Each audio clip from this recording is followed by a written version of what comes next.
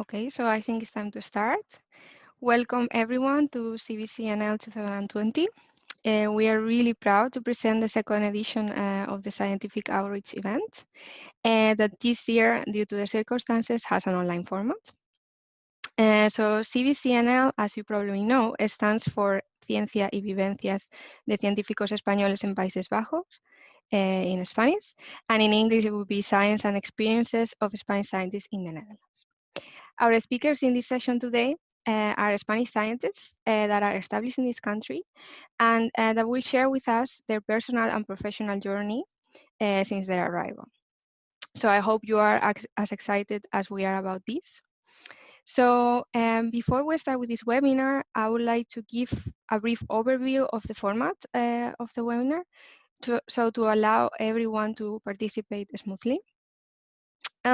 So I hope that you can see on the bottom part of the Zoom session, there are 3 buttons.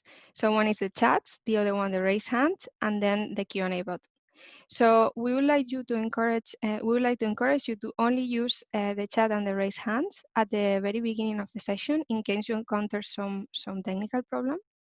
But if not, we would like you to use the Q&A to send questions to the speakers. And please, if you do so, address the speaker in your question so we know to whom the question is directed. And you can send the questions during the talk, that's no problem. But we will, so we have 2 Q&A sessions in the program, as you can see, after the first 2 talks, 3 if we count the welcome speech and the other 2. And then we will take that opportunity to raise the questions to the speakers that I'm sure they will gladly answer. So before we start, we would also like to give a special thanks to our sponsors, the Embassy of Spain in the Netherlands, especially to the ambassador, Mrs. María Alonso, to AECID and the Counselor of Culture, Mr. Luis Tejero. Without them, this event would not be possible. So thank you. And now I would like to introduce a little bit the program. We will start with a welcome speech from Eduardo Oliver.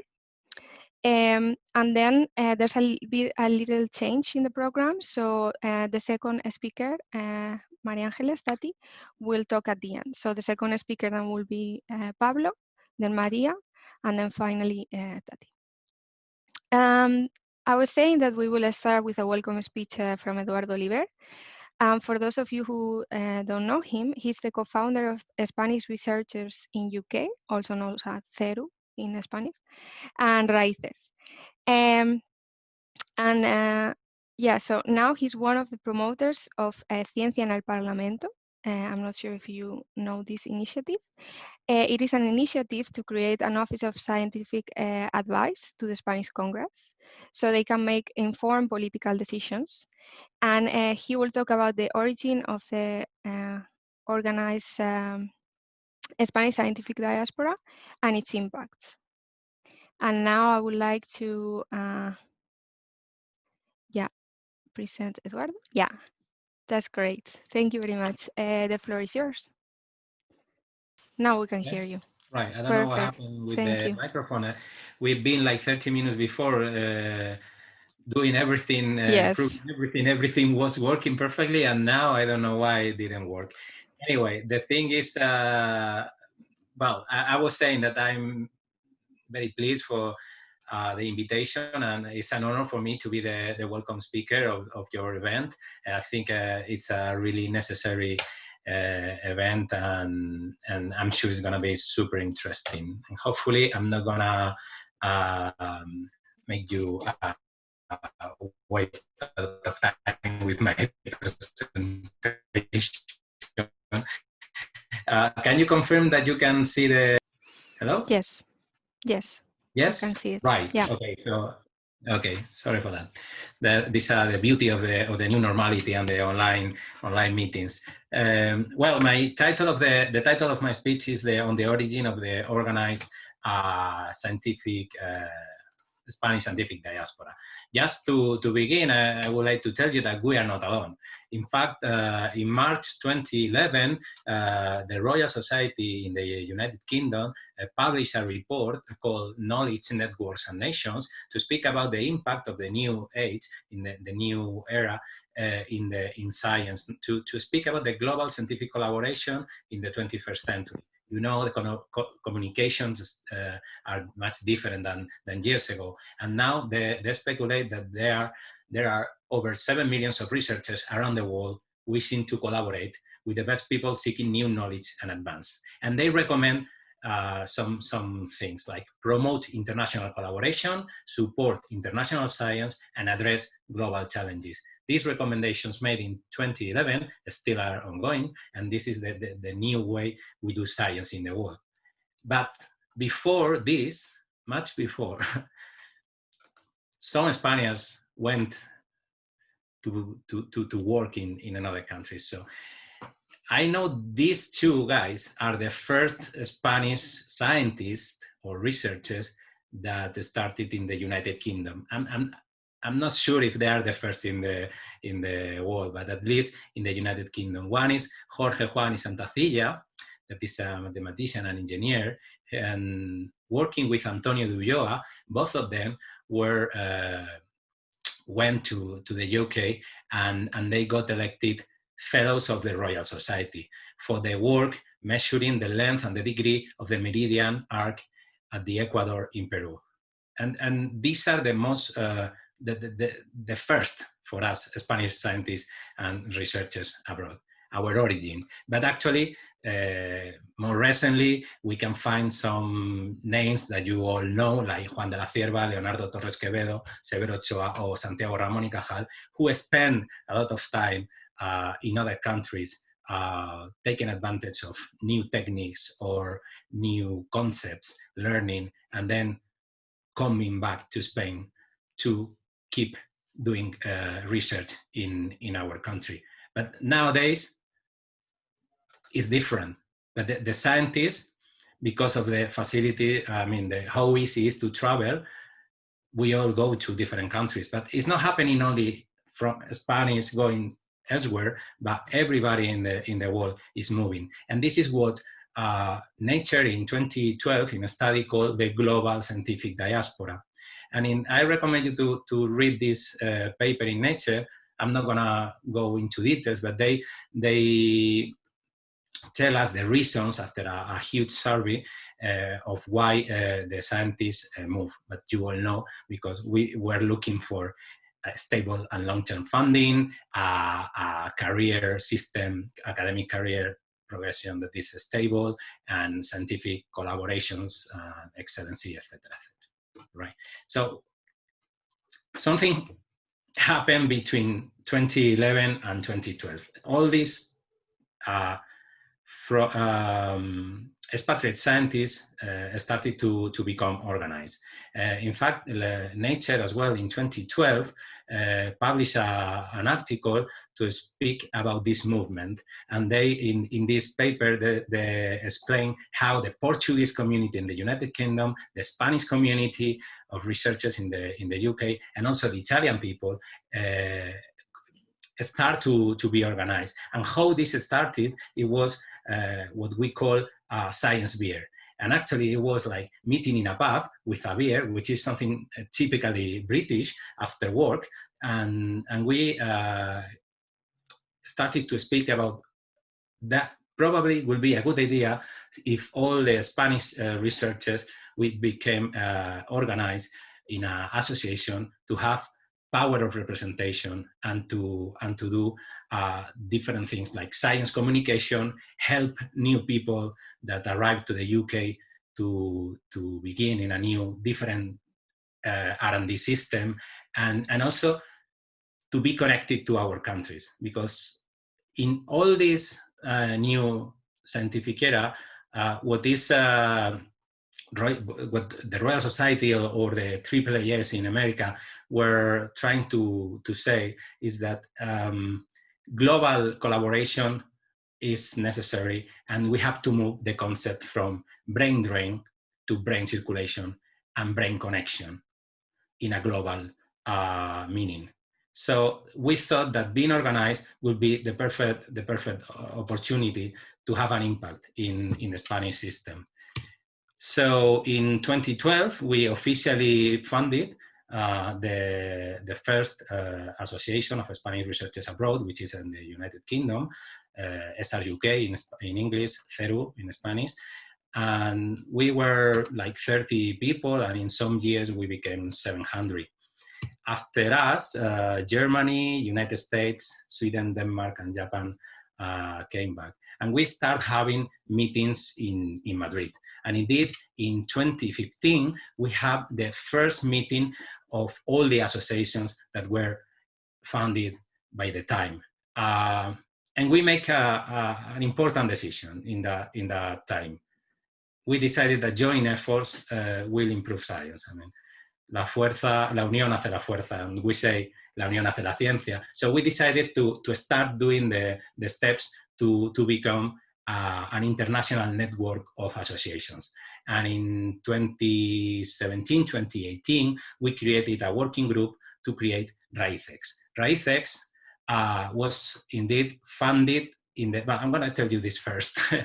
RAICEX stands for Red de Asociaciones de Investigadores y Científicos Españoles en el Exterior, which means it is the network of associations of researchers and scientists, Spanish working abroad, right? And we founded the association after many years working on the bylaws and understanding what we wanted to be and how. We make it happen in one of the science diplomacy meetings, the 9th of July 2018 in Madrid. Here you can see the picture of all the representatives of the associations signing the foundation. I have to say that you introduced me as a founder of this network, but I rather call me promoter, because I'm not a founder. The founding members are the associations and the people who represent the association who sign the foundation document. I'm just someone who put the fire into the wood and help with a lot of hours and efforts with many people, not only me, many other people, and many years to make it happen, right? And now we are more than 18 associations around the world, representing more than 4,000 members. And after 8 years since the first community was established. And this is something unique in the world. There are no countries that have this kind of network of international associations with people working in different countries, all of them connected. And this is unique that other countries has also tried to make it happen. Just roughly, I would say that the majority of the researchers, and this agree with the study published in Nature in 2012, that the most of the Spaniards are in the United States, the United Kingdom, and Germany. And then the rest of the Spanish people abroad are spread over the whole countries. And these are the numbers that we have in the network. RAICEX, the mission and the objectives are focused on researchers and scientists, on the general public, on the society, on the sector, which is the way we call the Spanish sector for science and technology. I mean, all the institutions, universities, research centers, and the scientific community. Right? So RAICEX mission, you can read it there. I'm not gonna get into details, but it's something that we try to exchange knowledge and be a multilateral actor to connect people working in different countries, to learn what the other countries do in science, to make visible the science that the Spanish are doing abroad, and to communicate all this science to people, to the society, and also to communicate with the Spanish system and the R&D Spanish system, to be part, to be just another actor to take into consideration in this. And why they succeed, I believe that is because of three main points.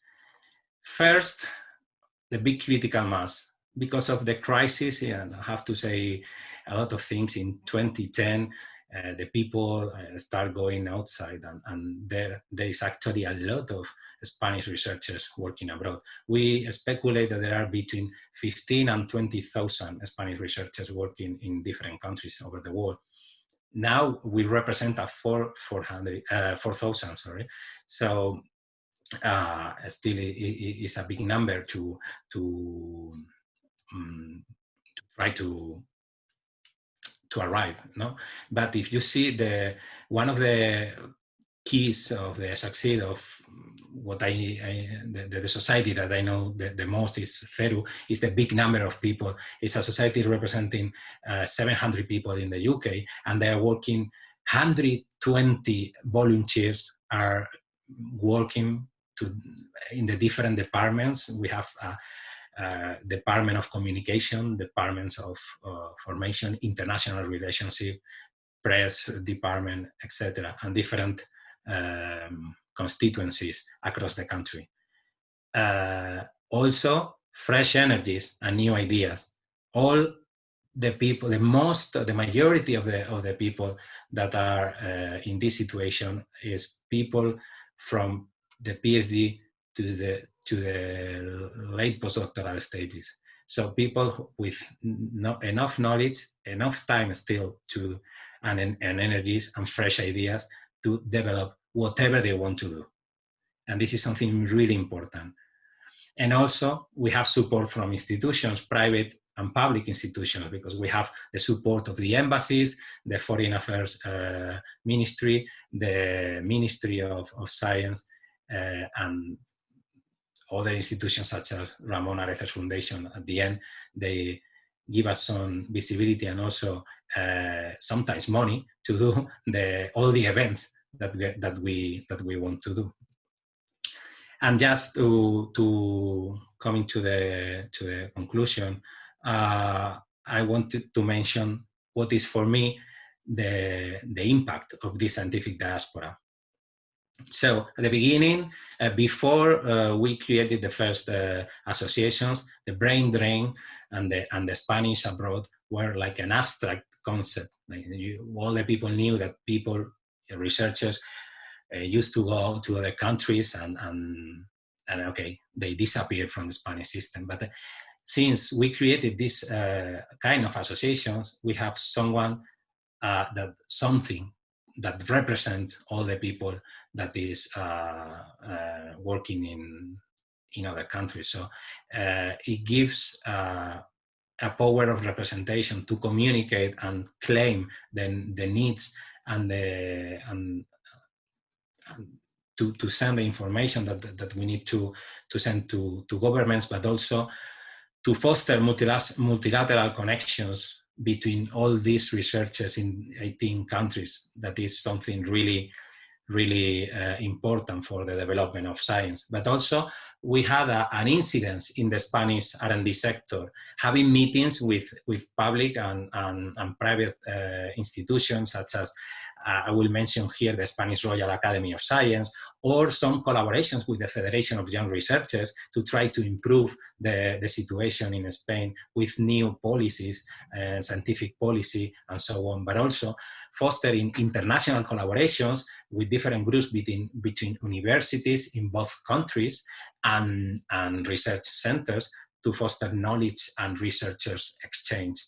Also, the association and the whole network create reports giving information and recommendations based on the experience of how the things work in other countries. So in a way, Spain can make use of this information and learn how to do things differently that probably work or not in our country, but at least if you want something to change, try to do something different.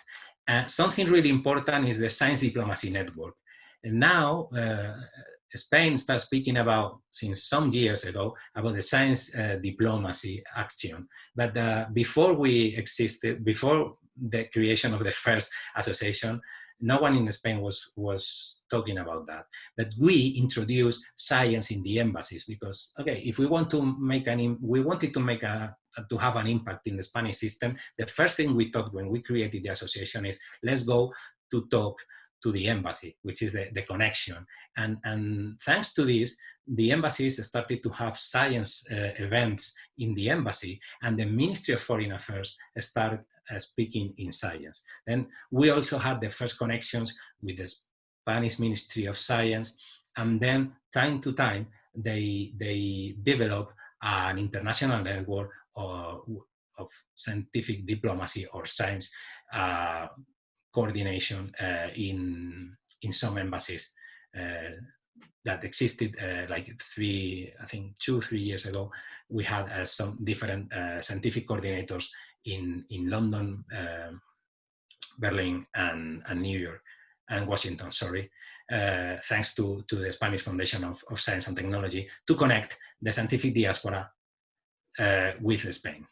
And that was something really useful, and something that other countries are trying to do similarly. Finally, something that I tell you the last, but for me is perhaps the most important.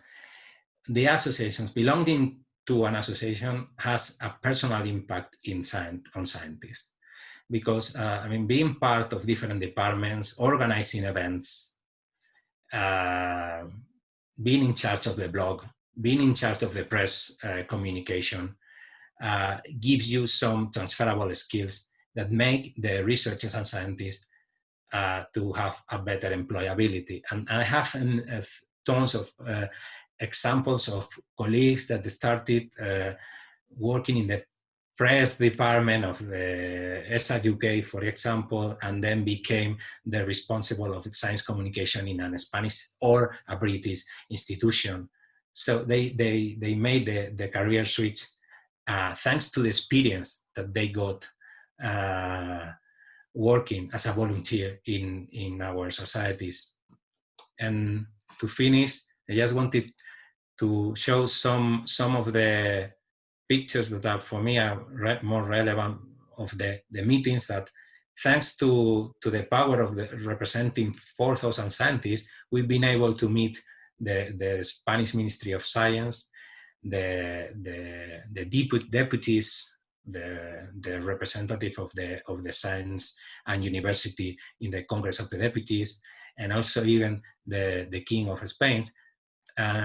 Alone or in collaboration with other societies, we've been able to present the ideas that we believe are the best to make the Spanish system of research and development much better, and make Spain a country ready to attract the international talent. And that's it. Thank you so much, and congratulations for this event. For me, it's been a pleasure and an honor. Thank you very much, Eduardo. That was really interesting presentation, and thank you so much for all the work you do for all our associations. We highly appreciate it. And now, so if you have any questions for Eduardo, you can actually send them, and at the end, in the first Q&A, we will address all these questions. Now, Carlos. Yes, hello. Yes. Can you hear me? Yes. So this is Carlos. I am the Vice President of the association.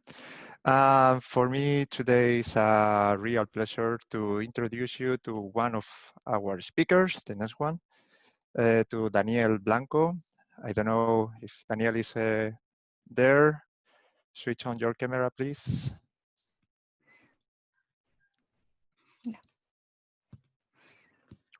There you are. There you are, in San Francisco, or where? Yes, where in the world? Yes, I had great views behind me. Cool. So Daniel is originally from Madrid. He studied in the Universidad Autónoma. And yeah, he told me a bit about that period of his life. And it sounds very, very interesting to me. I will let him to explain you what he did. He mentioned something related to a private school, an academia that he set up, and also something about a nightclub. But apparently he decided to shut down all his businesses and move to the Netherlands for the first time. Because in the middle you came back to Madrid, to Spain, and back after that back to the Netherlands. So he will explain us a little bit more about his life in general and also his career. And just one more thing, I said it's a privilege because we have in front of us a very good teacher. I am super sure. I have never attended one of your talks, but I am sure that they are probably the best ones. It's why easy I said to trick that? students. Yeah, but why? Why I say that? Because he has won already 3 teaching prizes in the last 6 years. One of them is the best docent of the year. So Daniel, the floor is yours. Enjoy. And Okay, thank you very much. Let me, can I share? Yes, you can share. Okay, now I can share. Yes. Well, first, I mean, hello everyone. And well, after Eduardo's speech, I'm completely speechless actually, because I have always admired the people who dedicate their life and their effort, just, well, they dedicate generously their effort to help other people, so that I am completely, well, astonished. And so then I wanted to thank the CENL, but now I have to extend this to those million organizations around the world. And so, yeah, and also I would like to thank, of course, the main organizers, at least the people who contacted me, like Carlos, Miriam, and Noelia, for giving me the opportunity to be here to tell about my ciencia and my vivencias, and to meet all of you, although unfortunately we are not at the bar just having a beer, but at least I can meet some of you just at least virtually, which is something. It's the first step. Hopefully the virus will go away and we can have the beers afterwards in a couple of months, or maybe a bit more. And so then, well, first, before although Carlos have already explained most of everything that I wanted to say, I'm done.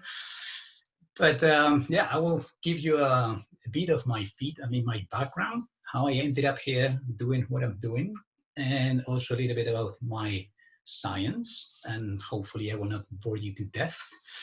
So as it was mentioned, I studied my bachelor's and my master's degrees in Madrid, in Universidad Autónoma, for the people from Madrid, La UAM.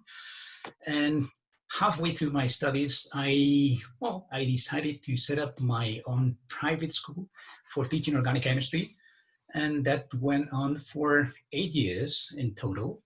That means that at the same time, when I finished my master's, I started my first PhD in Spain, actually in the Department of Organic Chemistry at the same university, La UAM. But after like a year and a half or so, some members of the department didn't like the idea of me having this private school and doing the PhD at the same time. So they kindly invited me to leave, more or less. So after having quit my PhD, as you can imagine, I had plenty of time to kill. I was only teaching in the evenings. So I decided to bring to life one of those crazy ideas that we have when we are teenagers. So then I wanted to have my own nightclub. So then I embarked on this project with 2 friends of mine, and we had a bar for a few years.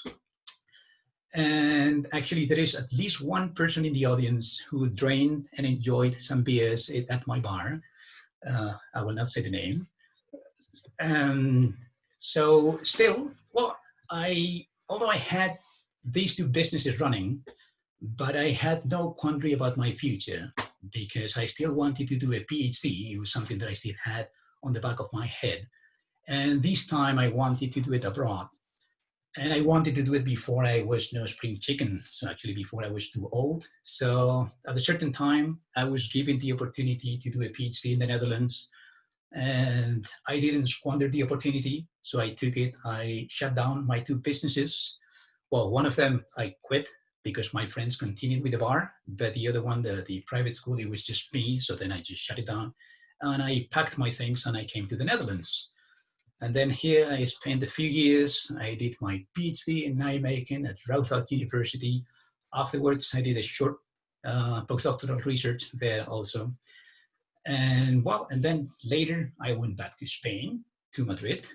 And in this case, I also did a postdoctoral research in the Spanish Council of Research, el CSIC, para nosotros, el Consejo.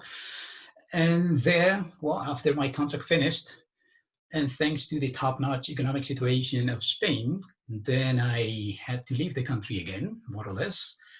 And I was kind of lucky because there was an associate professor of the same department at the same university where I did my PhD that was setting up his own company. So then he was half and half. He was working part-time for the university and part-time for his company. So my former boss told me, why don't you come over and then you start taking this professor's tasks over. So I came to the Netherlands for the second time and I started doing research. I started supervising PhD students. And since my boss also knew my teaching background, then he gave me the chance to teach. He told me, you want to teach, just do it. And as Carlos mentioned, well, this was well received by the students. Actually, they apparently liked me. So that was a good thing. And well, and then funny is that I still don't have a contract that says that I'm a teacher. Actually, my contract is exclusively as a researcher. And although I was awarded already 3 teaching prizes,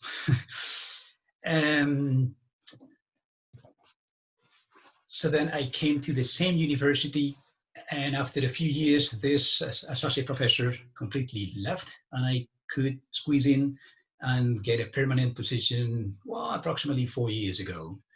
And since then, I have been, well, just doing my research and teaching at this university. So now I would like to tell you a little bit, just a little bit, without boring you to death, something about my research. And this was quite difficult because how can you explain something what you do, which is quite specific, to a broad audience, to the one that we have here today? So then I made the selection of the most societal impact project that I have, or that I have worked on. And I have selected this, well, first, because I think it's easier for everyone to understand it. Then secondly, because when I was a child, and I think most of you have the same thought and dream, actually, I should say, I had the idea that I would change the world, which is something that we all think when we are children. And a few years later, of course, I realized how foolish I was, because of course, this deed is not easy. But it was about the time that I learned the saying that says, I mean, think globally, but act locally. And well, so then I decided to just follow this saying. And I think this is the closest of my contributions to change the world a little bit. So I would like to draw your attention to this nice and beautiful picture that I'm sure that you have seen many times, either because you've been there or because you've seen postcards. And this is the tulip plantation, I mean, around Lize. And there, well, close to this plantation, you have a beautiful park. Even if you don't like flowers, it's worth the visit. And you might even make some Japanese friends if you're lucky. So the important thing is here we have like how important the floral industry is to the economic contribution to this country, actually. And to get these flowers and growing, actually, we need to keep them away from parasites. And now I would like to draw your attention to this other picture, which is not that far from the first. It's also quite beautiful. But now there is a big difference. This picture was taken in Sudan, in Africa. And these beautiful flowers, actually, now they are the enemy. Actually, before we wanted them, and now this is the enemy. And it is the enemy because this, which is witchweed, is one of the main and many parasitic plants. This plant actually uses the root system of host plants, including important food crops like maize, tomato, sorghum, that is sorgo in Spanish, or millet, which is mijo in Spanish. And they actually use the root system to provide themselves with water and nutrients. And as you can see, then they cause great economic loss. And as you can imagine, all the African farmers, they are starving because of this. So then the question is, how can we chemists do something to solve the problem? So how can we use chemistry to solve this problem and, well, just make the African farmers have their meals on the table? So here I have a cartoon, and then here you can see how this works. I mean, this is the host plant. It could be tomato, it could be millet. And then what you can see here is its roots. And then these little dots, those are the parasitic seeds, witch wheat or any other parasitic plant. So then what happens is that the host plant, actually, this exudates chemicals. I mean, the same way that we sweat, actually plants exudate chemicals. And these chemicals actually are the wake-up call for the parasitic seed to say, okay, there is a host near me that I can parasitize. So then what the seed does, it starts germinating. And then when it does, it grows this radicle, which is just a small root that anchors to the host and starts sucking all the water and nutrients from the host. So then as you can see, the parasitic plant grows and the host dies. That is what happens. So these chemicals, actually in this particular case, are strigolactones. Don't worry about the structures. We don't care about the structures. We don't care about chemistry now. The only thing that we need to know here is that these molecules, they're quite complex, that's it. And they only have, I mean, this, as I said, forget about the structures. We have like 4 rings, A, B, C, just connected to one another. And then we have the D ring just hanging from the first ring. That's it. For those who don't know chemistry, you might know, we can take a crash course in organic chemistry, and you might know that the core of the molecules is made of hydrocarbons. So we have carbons and hydrogens. So then this is something like this. And then we have different atoms like oxygens, nitrogens everywhere. So then this actually, as you can imagine, it is quite tedious. So then for the sake of space, actually we draw this line notation. That means that this molecule is simplified and it's easier to draw. Anyway, so then how can we use these molecules to solve the problem? And there is a procedure which is called suicidal germination. I mean, fancy name, isn't it? And which means that actually before you plant your crops, you can treat the soil with a germination stimulant, one of these molecules.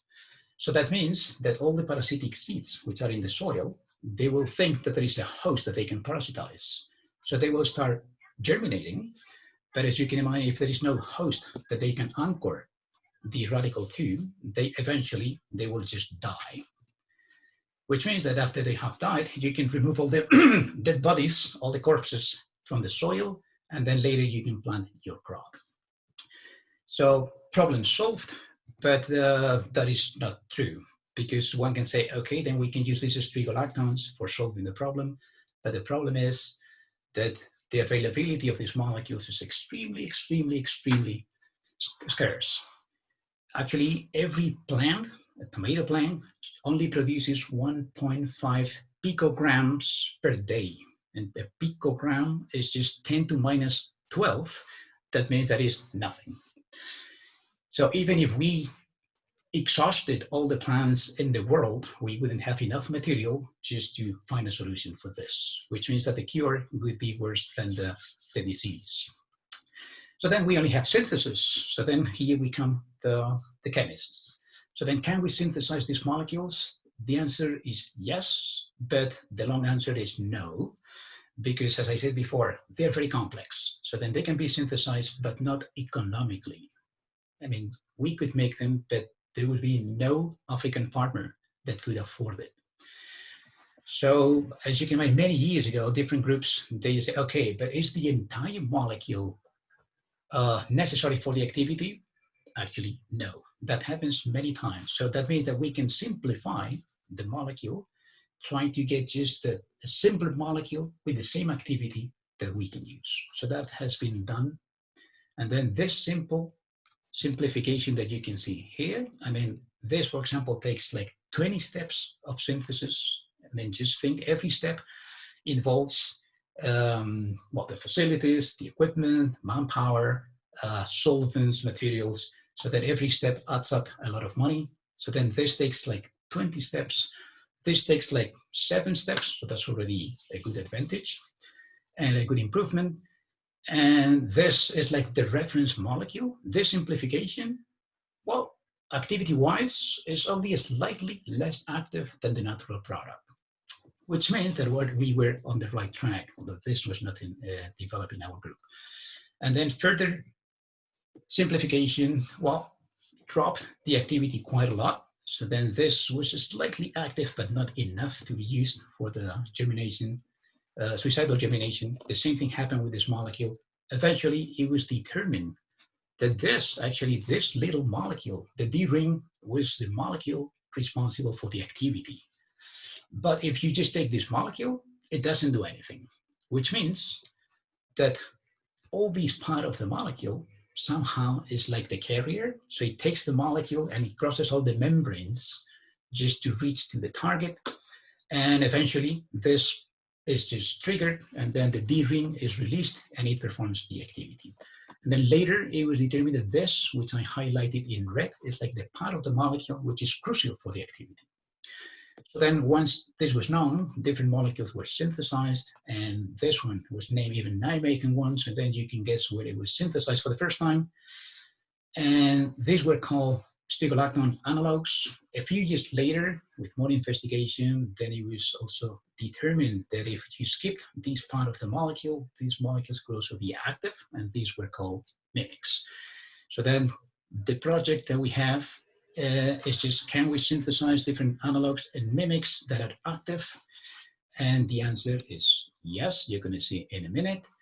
And there is more. I mean, if we have the ABC part, and then we have the D ring, which is the one that performs the activity, then we leave the ABC part in the soil.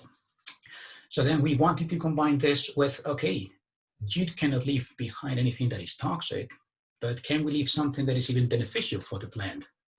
And so then we decided to combine with these two molecules. These molecules are plant hormones, which might improve the growth of the plants afterwards.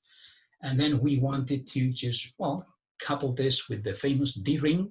And as you can see, different substitution. I mean, this ME comes from methane, but in a way it's different substitution because, well, some of them are more economically synthesized than the natural one. So then we wanted to make all the possible combinations to really get something active and very cheap to synthesize. So then Jürgen Mateman, this was the student who worked on this. Then he synthesized this from cheap, readily commercially available materials. In just 2 steps, you can get this, which is the D ring that later we could couple. And as I said, we don't care about the chemistry, it's just this is 2 steps, and this is only 1 step to get to the final products. And then we tested, actually, we don't have the facilities in Nijmegen, so then we have a collaboration with a group in Olomouc, which is in Czech Republic. So then we synthesized all these compounds. This is the plant hormone, which is like the ABC part, and then this is the D ring with different substitution. So then Jürgen synthesized all these compounds, and then we sent them, and Adela in Czech Republic then did the bioassays, and this is GR24. If you work on this field, you have to compare your results with GR24, and the longer the bar is, the more active your molecule is. This is the concentration that you need. So then in this field, if you want to consider something active, it needs to be on the nanomolar range, that is 10 to the minus 9. So then we need to be around here to get something relevant. And well, as you can see, we tested with 3 different parasitic plants. I mean, Striga montica, Felibanki ramosa, and Orbanki minor. Those are the main 3 parasitic plants of all these food crops. And well, we found that 2 of our molecules, as you can see, well, in this case, actually, for P. ramosa, they were as active or almost as active as GR24. So we were in business. But even better for Orobanche minor, this other parasitic plant, they were even more active than the reference, which is GR24, which means that we were on the right track. Then we synthesized a few mimics. This is only part of the project. And we did the same thing, different plant hormones, then different substitution of the D ring. And we tested them again in Czech Republic. And we could see that again, ooh, I lost the connection. We could see that again, 2 of the molecules that we synthesized, and not surprisingly, the ones that had the natural D ring, only with this substitution there, were again, well, on the nanomolar region, and well, even close or as close as active as GR24. So we had already synthesized 4 very promising molecules. And we have another collaboration with a group in Burkina Faso. So then we sent our compounds there, and there they did the box and the field trials. For the box trials, I mean, they took the soil from land, and they built what you can see here, 1 by 1 by half a meter boxes. And then there, inside of the greenhouse, they could mimic the weather conditions and the rain and everything. And then we got very positive results. And now we are still currently investigating the results on the field trials. Actually, you can see here a little bit. So this is what or some of the things that I have done. This is my biggest contribution to change the world. And thanks to these 4 molecules, hopefully in the future, we can transform one of these fields infected with parasites into something like this. Just, you see the corn beautifully. And these are the people who have, well, contributed to this project. And as you can see there, this was so appealing that even Bill and Melinda Gates actually contributed and actually gave the funding for this project. And well, if you have any questions, I will be pleased to answer them. Thank you very much for your attention.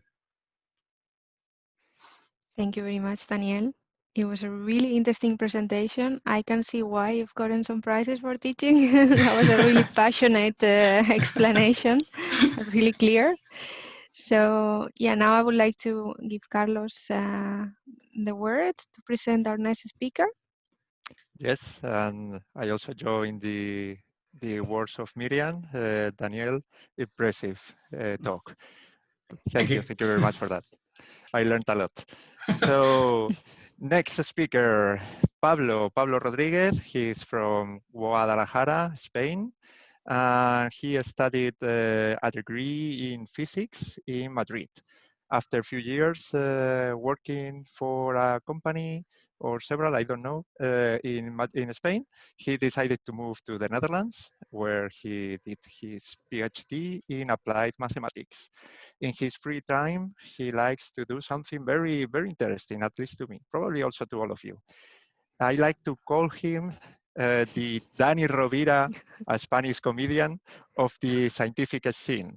So he does this, he gives this kind of funny talks, mixing humor and also science via Naucas. Maybe rings a bell to some of you. Naucas is one or the largest science communication and popularization platform in the Spanish language. And these people know what they do. They organize events where they gather together thousands of people, not like us. So please, Pablo, tell us a bit how to how to increase the number of attendees in our events. Pablo, the floor is yours. Thank you very much, Carlos, and all the organizers for organizing this. First of all, please confirm me if you see my slides, and it will also be great if at least one of you stays with the camera on, so I am sure that my connection is not lost, basically. Okay, I can see someone. And Great. we can see your slides. So I hope the stakes are not too high after this introduction by Carlos. I am afraid that my today can be a bit behind my reputation of a clown because they are not really very funny. I'm sorry for that. But I'll try to do my best. So as Carlos said, I was born and raised in the relatively small town of Guadalajara in Spain. It's located there, not far from Madrid. But it's quite different from Madrid, I would say. Actually, in the Netherlands, at least, always I want to say, because when you say that you are from Spain, everybody in the Netherlands pictures like you live in a place like that, probably in the boat, and in a place with a wonderful weather. But actually, the place I was born and raised looks more like this, which is more the kind of a place you associate with Texas or a semi-desertic place. And regarding the weather, I always like to show this photo of a thermometer not far from my town, where you can see that the range is of 90 degrees from winter temperatures to summer temperatures. So the climate of my region is almost like the climate of Mars. It's extremely hot in summer, extremely cold in winter. So that's a good news. This gives me an advantage regarding the Dutch weather, which I find lovely, by the way. Talking about harsh environments, this is where I studied. This is the physics school of the Universidad Complutense de Madrid, where I graduated in theoretical physics in 2012, which was the peak year for youth unemployment in Spain. So I couldn't do anything. I wanted to do a PhD, but that was not a good idea because the scholarships were very scarce and also not very good, even if you get one. And I was lucky enough to get a job in an optical technology company designing surfaces for glasses. This may sound strange, but you would not believe the huge amount of mathematics that require designing a glass surface. Because after all, the shape of the surface is what makes the glass work, right? Well, let's talk about that in another moment because this happened before I moved to the Netherlands. As I mentioned before, and probably some of you can relate to this, I wanted to do a PhD, but at the moment, it was not possible. But I kept trying. I actually started one, but it didn't go very well. There was no funding. I was working 8 hours per day in this engineering company and then trying to do something in my evenings, and it was not going to work. But then I went to this congress in Bilbao called Science Plus that was organized by the Cátedra de Cultura Científica of the Basque Country University in Bilbao. And I wanted to mention it because also it was co-organized by two of the organizations of Spanish researchers abroad, in particular the German and the British one, and also the Swedish and the Danish one were there with contributing talks. And this is where, for the first time, I heard two things that I never heard before. Number one was stories about emigrated scientists that were not a total drama or a horror story. And the second one was about these three words that sound like music to my ears, Marie Curie actions. I wanted one. I said, okay, this sounds really like what I need. So I talked to my supervisors in Madrid and I explained them, okay, I don't think this is going to happen. I will invest the time I am investing here in doing some research to look for a position abroad. Believe it or not, 1 month later, I already had one secured in the Netherlands, as you can imagine. So I left my engineering position, I left my unpaid PhD, and I abandoned Madrid, and I moved to the Netherlands. And that's why I am here today with all of you. So to a big extent, thanks to one of these initiatives, like the one we are having today. The strange thing, well, this is the department I used to work in, and the strange thing is that this is an aquatic ecology department in Wageningen University, which is a university specialized in biological sciences. But remember, I am a theoretical physicist. In particular, I am a theoretical physicist with a background in software engineering who was hired as a mathematician by a group of aquatic ecologists. This is strange, to say the least, because I don't know anything about aquatic ecology. A little bit about shrimps and mussels and the kind of things you put in your paella, right? But that's all. I don't know anything about this. But well, then why do they need a mathematician in a place like this? And the answer, and I don't want to scare anyone, but the answer is this. This is, I promise, the only equation I'm going to show in this talk. And for a physicist, that's quite an achievement, believe me. This is a differential equation, in particular, a multidimensional autonomous differential equation. What does that mean? It just means that those equations are used like a highway system. When you define the parameters of your equation, you get a structure like this with directions. This one in particular represents the interaction between a predator and a prey. And let me show you how it works. It's pretty easy.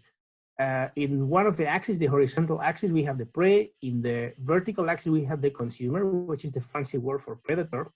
And the equation is just telling us this, that if we start at that blue point there, the system will just evolve naturally in time to this behavior. It will become cyclic. So differential equations are somehow the most basic tool to make mathematical models of complex phenomena in nature. In particular, I use equations like this to study predator-prey dynamics, cell division pathways, and also sleep-wake dynamics.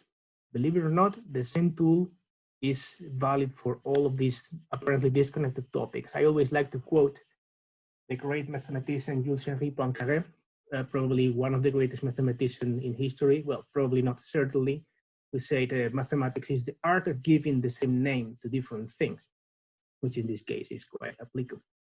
And just to give you a taste of how this looks, I will center myself, I will just focus on one of the examples.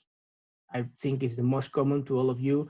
We are not, we're not predators exactly. We also, cell division happens inside of us all the time, but we don't really pay attention to it, but we sleep every night or almost every night. So let's focus on this example.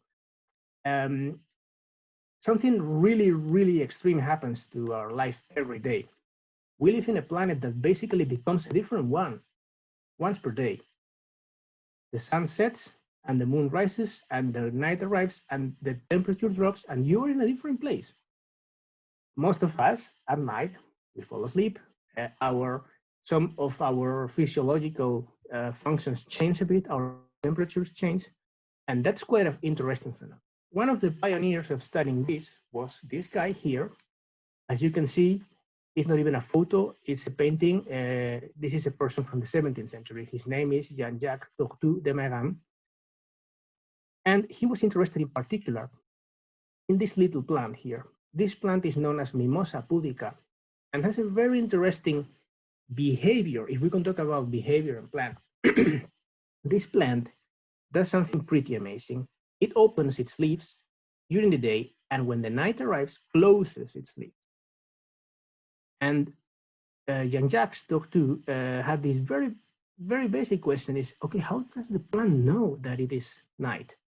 His guess was that, okay, maybe the plant can feel the light somehow, and that's how it works. But he designed an experiment because he was a good scientist.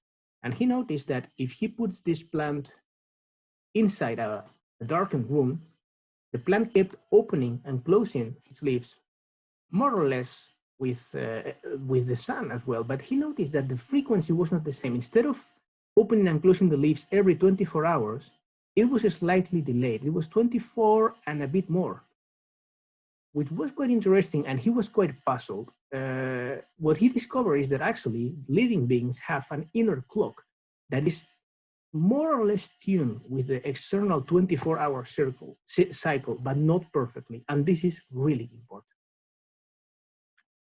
Further experiments in extreme environments like caves or submariner crews or the cruise of the International Space Station show that this is also true for humans.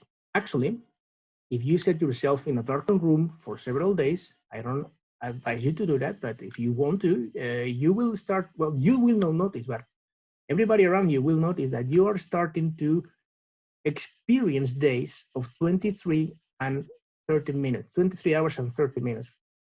On average, that's the typical internal day for a human being. How does this relate with this equation we saw before? Well, this equation is actually a family of equations, and one of their members is this one here. You don't have to worry about the details. We can just make a kind of intuitive approach, a graphic approach to this. This equation is governing a behavior like this. We have an external clock represented here by the sun that is advancing steadily during the day, and also an internal clock, which is the green one, which in the first day is more or less synchronized with the external clock. That means you can think of the green one as me, for instance. I am just having a normal day, but the second day, I will start to develop some problems. For instance, I am going way ahead. So for instance, now the sun is still shining, but I am very sleepy. And now the night is about to arrive and I am completely awake. You are witnessing here a night of insomnia. The example of this representing me and my sleeping pattern, okay? What is interesting about mathematical modeling is that we can control the parameters of this model, like in a radio. So we can easily simulate a night of good sleep, and also we can simulate an experiment that no ethical committee will ever approve.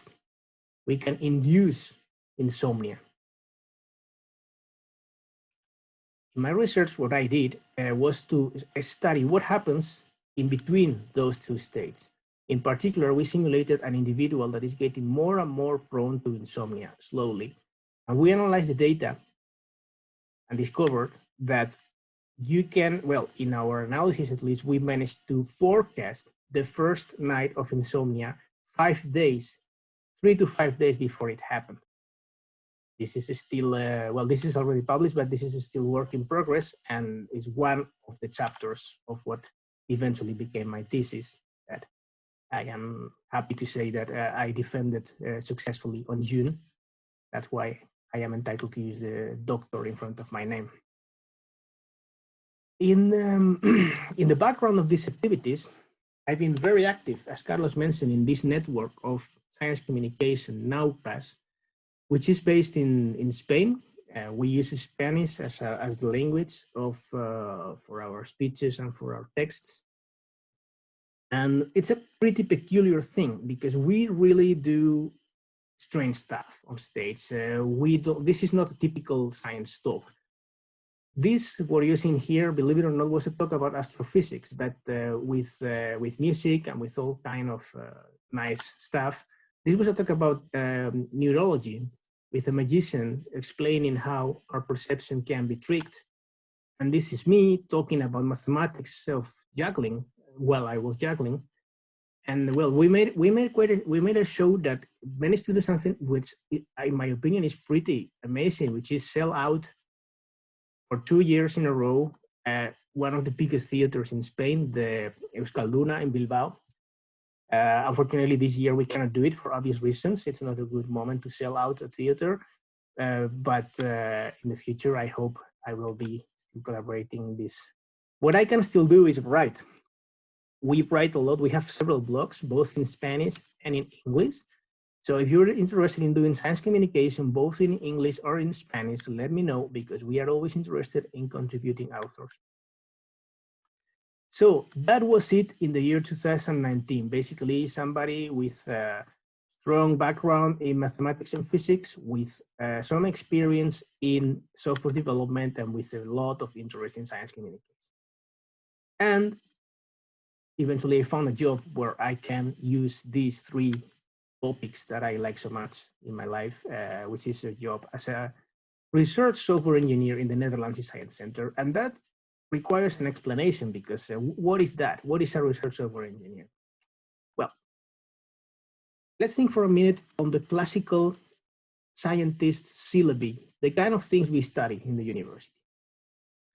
Most scientists come out of the university either from a PhD or a master with a strong theoretical background, a strong background in experimentation, and especially if you have done a PhD, a strong background in writing. But there is something that has changed in modern times. Scientists nowadays are working most of the time with a computer, but we don't really receive a training on how to really use a computer. Even worse, we think we do, but the way we use the computer is very poor. And I say we because that was also true for me. I learned a lot of stuff and I was not even aware of its existence while I was an engineer in the company in Madrid. So this is the niche, so to say, that the eScience Center is in. We provide software engineers with a strong background in science, so somehow somebody like this, to be honest, it would be the computer part and the theoretical part would be maybe more, should be bigger than the theory, than the experimentation and the writing, because we are a little bit less interested in that. And what we do is that we send our engineers to different locations in the Netherlands. We are involved in several projects for periods of 1 to 2 years. So in my case, for instance, I can tell you, I am involved with the Radboud University Groningen in a project about fluid dynamics. In particular, we are simulating how the airflow evolves around wind farms, windmills. And another one in Wageningen University, which is where I started my PhD, and the city where I live, that is about analyzing images by satellite. You may wonder, hey, what do these two topics have in common? Well, they have more things in common than you may think. First one is that you use a lot of mathematics in both, and the most obvious is that you use a computer in both. And you use a computer very intensively, so much that it is better if you use several computers and you link them together, because otherwise the calculations are very slow. I think, for instance, the satellite images, we have to analyze of the order of thousands of them, and each analysis takes a lot of time. So if you can use several computers and make them work together, you are going to accelerate your research. Actually, if you have, all of you have a computer in front of you, because otherwise you can join a Zoom meeting. Every computer has a number of cores inside of it that can actually be recruited as an independent mini computer. This is something that a lot of people don't know, and it is quite interesting to follow this approach. But this would mean just having skills in software engineering, but we are research software engineering. Is there any difference? I would say yes. I mean, research software is software used for research. So it has to follow also some, it has to have some quality regarding scientific quality. For instance, it has to be understandable by your peers. It has to be reproducible. Probably you have heard about the reproducibility crisis. One way of solving this is through better software. It should be possible to collaborate in a piece of software among a group of colleagues, either in the same department or in an external one, or even expand a given software. I'm sure that all of you who work in science eventually found a piece of software written by a colleague that is completely impossible to understand. Maybe it's even a piece of code you wrote yourselves a few months ago. And very likely you think, okay, this is just how it is. Well, let me tell you, no, this is not how it is. There are ways of doing this in order to avoid this problem. And one of the things we do is teaching this kind of activities and this kind of protocols and this kind of tools to make programming a less terrible experience for the programmer and also a more enjoyable experience for the possible collaborators or people interested in this code. In the pre-corona time, we used to do it in Utrecht, in the Hoge Katerijnen building. So a lot of people can just join us by train very easily. It's the train hub of the country. And most of our courses are for free. So if you're interested, please take a look at our website, because we announce those every now and then.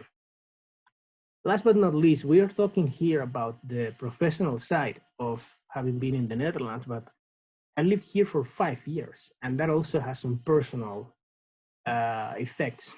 I have to say that from the beginning, I really fell in love with the lifestyle of this country.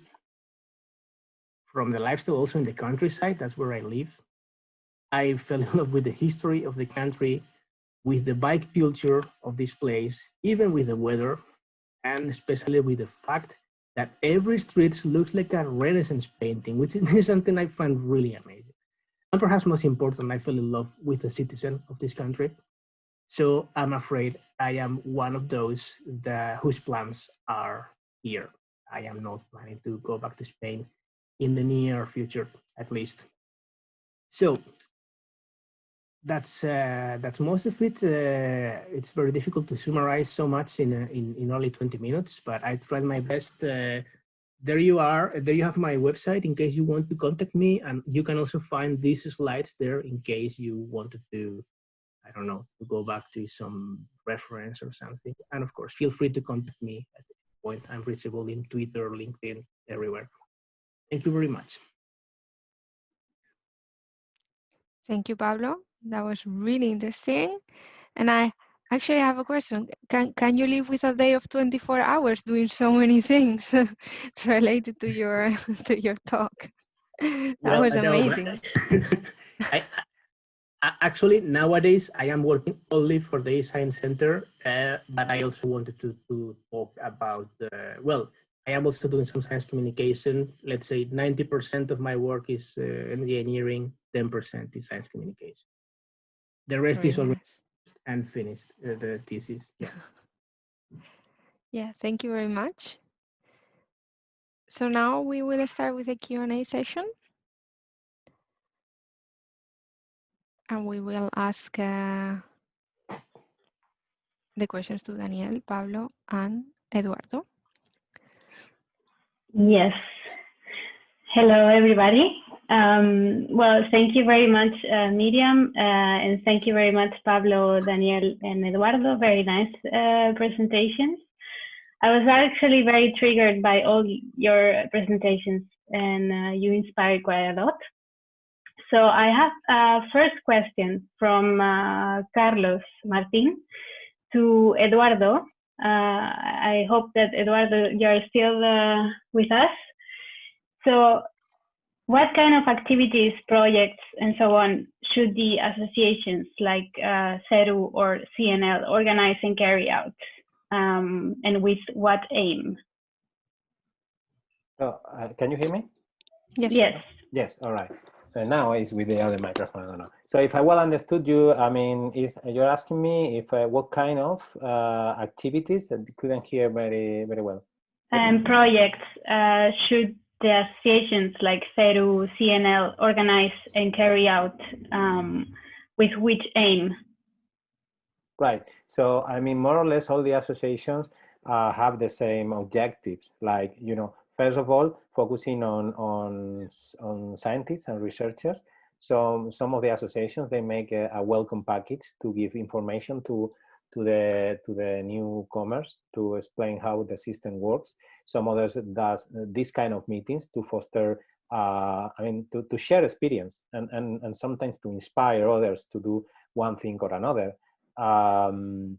Also, you know, SRUK, for instance, is doing, I mean, giving awards to researchers, also are making collaborations with universities to foster collaboration, so people can go to spend some few time in from Spain in the UK and then learn if they want to probably do a postdoctoral stage, or the other way. That's more difficult, but more senior postdoctoral researchers can go a few months to Spain and see if coming back with possibly with a Ramón y Cajal or something similar would be in a good place to go. This kind of collaborations, I think are super important. And then reports of recommendations in science policy. I think this is crucial. RAICEX, the network, has a committee on attracting talent.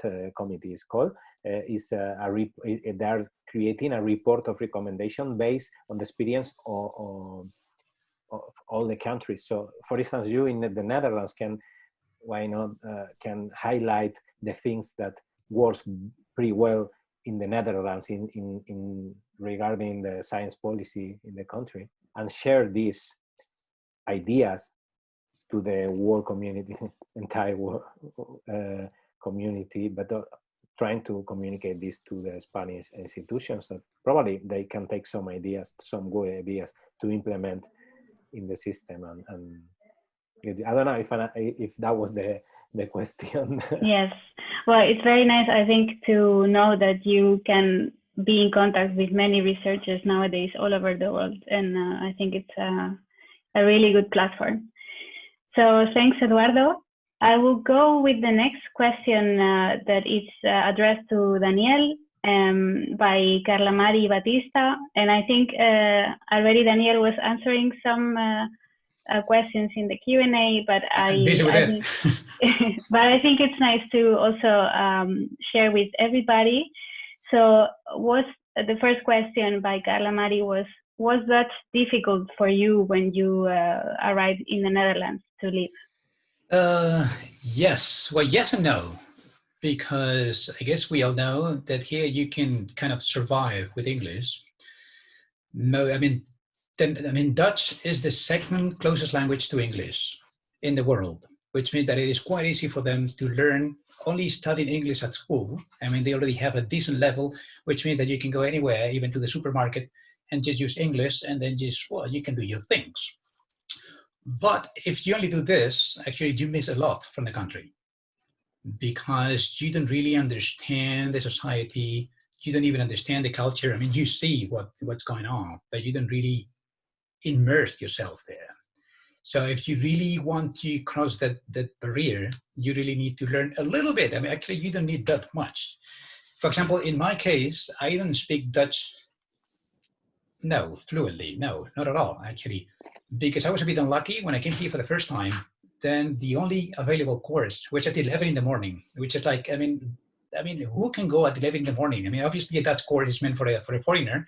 So that either you're studying or you're working at 11 in the morning. And then it was just, well, like, okay, so that means that I couldn't follow those courses for the first 3-4 years that I was here. And then eventually I tried to learn it by myself, which means that, yeah, of course, I don't master the language, but I can understand it. Now I go to meetings in Dutch and everyone speaks in Dutch, no problem. I can understand. Then I reply in English. I mean, not to break the fluency of the dialogue, but I can understand newspapers and things like this. In a way, I can, well, get involved in the culture better than if I didn't know any word of Dutch. So then my recommendation is to whoever, especially newcomers who come here, just to follow just one single course, if possible, just to get to just a little bit, a certain level that you are able to read and you can understand the newspapers. You can maybe even, follow something on television, and then you can even have a short conversation when you go to the supermarket, when you go to a bar or a restaurant. Yes, I also agree. I think it takes a while also till you get to the, okay, I'm going to learn this language. Yeah. Thank you, Daniel. I will also take other two questions that I think can be shortly answered to Pablo Rodríguez. One is by Thomas Manzaneque, which was asking, what software do you use to make these slides? Because it was actually very inspiring. Well, believe it or not, that was just PowerPoint. You can download the slides from my website. That I wrote it in the answer, and it was also in the slides. I always share my materials with everyone, and you can see how I made it. Basically, the trick is to use almost no text, only images, and there is this tool in PowerPoint. It's called morphing.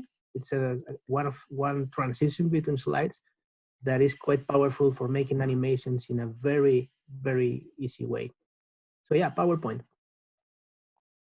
Yes, thank you. And another very quickly, Elena Dominguez was asking, do you have suggestions to fight insomnia then? I don't have one because I am just a humble mathematician. I am not a physiologist or anything like that. I'm not a physician, certainly not. But I recommended her a book that I have here. It was a bestseller. It's Why We Sleep by Matthew Walker. And this guy knows much more than me. The book is quite interesting, and he gives some advice, science-backed advice about how to sleep better. Thank you. Well, we have many questions, but we need to keep going with the program, and I'm sure that we can answer them via the Q&A as well. And I'm sure that the speakers will be very happy to answer your questions by their social media. Thank you, Miriam. Yes. So now we have to continue, as Andrea said, because of sake of time, but it's, yeah, really interesting talks. Thank you very much. So now our next speaker is María. Yes, Carlos. Carlos will present María. Yes, so as Miriam said, our next speaker is María Bruquetas. She's a research fellow at the Center of Migration Law and Sociology of Law. I stuck, sorry, of the Radboud University in Nijmegen. So she works with migration and welfare states policies from a comparative and multidisciplinary and multi-level perspective. So she has published widely on immigrants' access to the welfare state and to healthcare, immigrants' integration policies, and transnational elder care arrangements. So as a curiosity, I must confess that I didn't know about her background and her research. So I just Googled her full name, and I saw that we can buy one of her books, actually is her PhD thesis, in bold.com. And guys, for me, this is a clear evidence that she knows about integration, because yeah, bold.com is a very, very Dutch thing. So María, the floor is yours. Is María with us? Yes. Yes, there. I'm here trying to share my yes.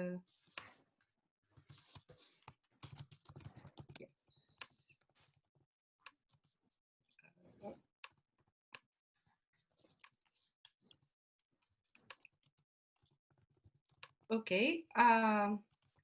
Thank you, Carlos. Do you hear me? Yes. Oh, we can hear and see your presentation. Okay, perfect, perfect.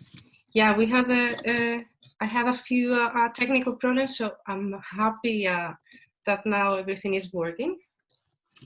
Yeah, thanks a lot to the organizers for inviting me. I was listening to all the presentations, the previous presentations, and yeah, I was feeling a bit restless. I really feel a kind of a minority in the group. Yeah, just like among like a hardcore real scientist, and I'm well, as you can see, as Carlos has explained, I'm a social scientist. But well, I will try to be able to. I'll try to engage with the audience and with people in other disciplines. I'll do my best. And I've told Noelia and the people from CNL other times that I think that would be great to have many more social scientists involved in this association. So I hope that this can contribute to that. So anyway, it's fun to have the opportunity of talking about my work and my personal trajectory. And actually, as I thought about this presentation, I didn't intend to talk thoroughly about my research. I'm talking about it, but I thought it was a good opportunity to talk about the opportunities that the Dutch Academy opens for foreigners, in particular in the social sciences. So today I'll talk about the lights and shadows of my career. So I'll try to cover both. So about me, I'm a political sociologist, and I am strongly interdisciplinary. So that means that I did my bachelor's in sociology. My major was social anthropology. And then I did a master's on consumption sociology and market research. So yeah, and then since my PhD, I've been rather focused on policies and policy analysis. So there you have the whole cocktail. Yeah, I have a strong and diverse research profile as academic researcher, as consultant, and also in social organizations. And this means that actually I am a political sociologist, I'm a scientist, but my heart lies in practice. So with my work, I really seek to contribute to a more inclusive society. And I try to do this by translating research into policy and practice.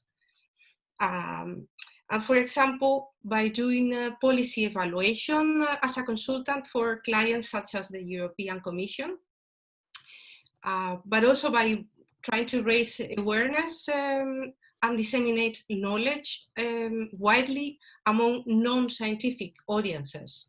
And an example of this is my input to the Spanish public debate concerning the contribution of migrants to the welfare state.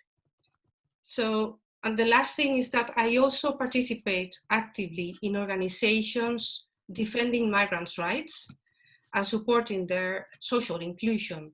So presently, I am a member of the Council for Spanish Citizens Living in the Netherlands, the CRE, perhaps some of you know it. And I'm also a board member of the association READ, which supports the integration of Spanish-speaking migrants in the Netherlands. But well, here I am with another slide. Was a bit quick, sorry. So political theology. So many of you will be thinking, yeah, what the hell is that? Okay, in short, it is a discipline that deals with the interrelation between social agents and the state and other political institutions. On the one hand, it looks, and it would be the arrow above in the scheme, it looks at social agents' influence on policies. So, for instance, we would ask questions like how different social actors contribute to the formulation of policies. But also, on the other hand, it looks at how policies influence social agents.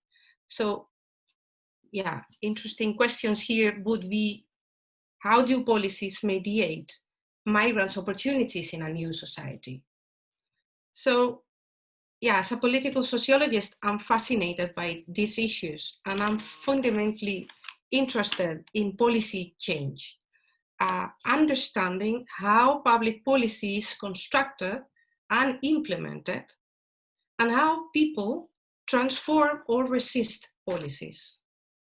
So this is my thing.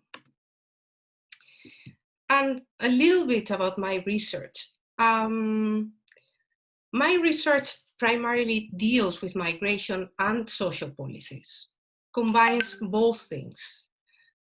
In my studies, I analyze welfare state policies and policies related with migration and with the integration of migrants.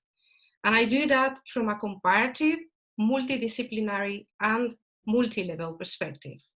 So my research experience is quite diverse, with different thematic areas, topics, and target groups.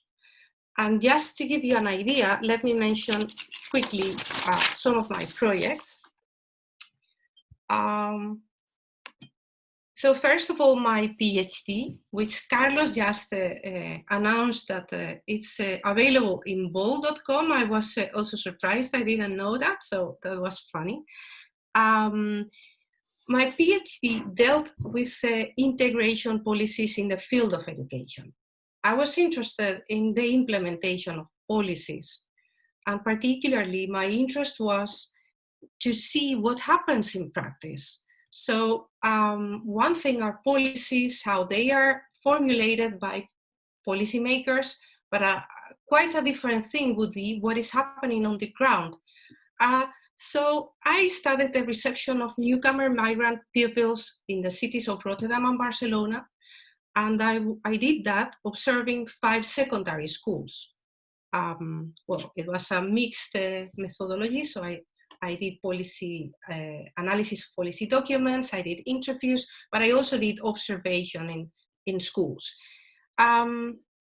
So what I tried to answer of the questions that were that I was trying to answer were different, but basically, do school practices differ, reflecting different country integration policies?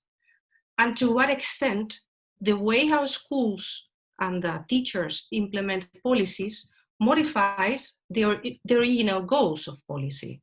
So in other words, I was really asking, does policy matter? Well, my findings say yes and no, both. So they showed that in both countries there was a gap, a substantial gap in Spain, in the case of Barcelona, a bit smaller in Rotterdam, but in both of them there was a gap between the policies and practices on the ground in schools. But the interesting thing was that this gap differed according to the national and local framework. So the kind of things where schools, the kind of things that schools disobeyed and didn't comply with, or the things that they bended and tried to adapt, were different in both countries in the two cases. Anyway, this is just a very, very in short. If you're interested, my book is not only to be bought, but it's also available in open access.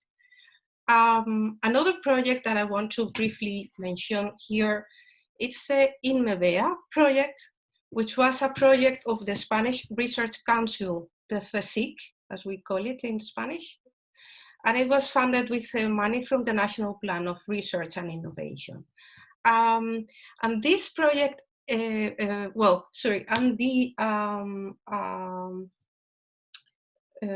do you say, the principal researcher was Francisco Javier Moreno Fuentes, who is here in this cover book with me.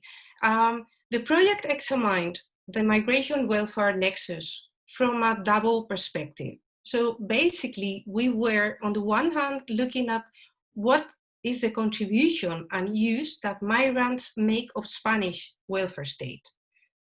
And again, on the other hand, we wanted to see in which ways the Spanish welfare state contributed to the integration of migrants with all kind of benefits, etc. Why was this relevant? Well, some voices in Spain were claiming that migrants abused the welfare state. So we thought that it was very necessary to come up with the data and to give an answer to this.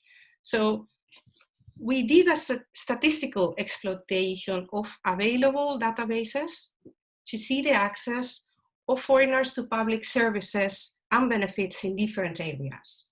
So we looked at the social security, we looked at healthcare, education, housing, social assistance, etc. And the results were beautiful because they showed that migrants brought a net contribution for the Spanish welfare state, and they will continue doing so for many years. And we have even done recently a publication looking at how this changed later on with the economic crisis, that because this research project ended more or less when the crisis started. So we did a small follow-up, and we also saw that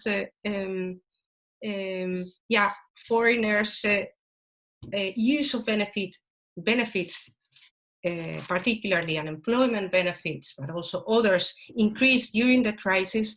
But again, they didn't last very long, unfortunately, due to the limited rights that they had to these benefits. So once again, you wouldn't be able to say that they have used more or abused the welfare state more than natives. So, and again, I mean, yeah, I'm just giving you pills, very short ideas of my research, because I really want to talk a little bit more, as I said, about which are the opportunities of the Dutch academia. So, but let me just say briefly something about my Stranka project, which is my postdoctoral research dealing with the phenomenon of living migrant carers. Well, basically, I'm talking about migrant women who come from other countries and are hired to live together with the elderly and to take care of them at their own homes. And this is something that in countries like Spain, Southern Europe, or even Germany, it's very common. And in other countries like the Netherlands, it's rather unusual. So in this research, which was a project led by the Radboud University and the Gothenburg University, and it was funded by the respective scientific national organizations in these two countries. In this research, we compared the cases of Germany and the Netherlands, two countries with very different long-term care systems. And we analyzed there the factors that explained the emergence in these two countries of these arrangements. So in short, the results confirmed that these kind of care arrangements are more prevalent in the familistic German regime than in the Dutch service-led system. And interestingly, what we found is that these shaped the motivations of the users of these services and the reasons why they resorted to this type of care arrangements was also different. And we also found that the regime differences was partly reflected in the expectations that family carers had for the living migrant carers. For example, Dutch family carers, the sons and daughters of an old person being cared for by a migrant woman. Well, basically, due to the country's highly professionalized system, they expected these migrant care workers to have more professional qualifications than their German counterparts. Anyway, again, this is still very short. This is a work in progress. We have already made some publications, but we are still busy with more of them. And now I want to tell a little bit about my trajectory, how I came to the Netherlands and why, and what I've been doing here. I've been here in the Netherlands since 2003, so quite for a while. Perhaps it's true what Carlos said, that I'm quite integrated already in this country. Speak fluent Dutch, and have a daughter that is here doing her high school. So for many reasons, I mean, I think that probably I'm more integrated than other of the speakers today. But yeah, my story is basically, I did my undergraduate studies in Madrid in the Complutense University and my PhD in the University of Amsterdam in the Netherlands. After completing my bachelor and my master's, I worked several years in Spain as a consultant doing social research for municipalities and other clients. And then between 2000 and 2003, I worked in the project UGIS, which is the first stone that you can see on the screen.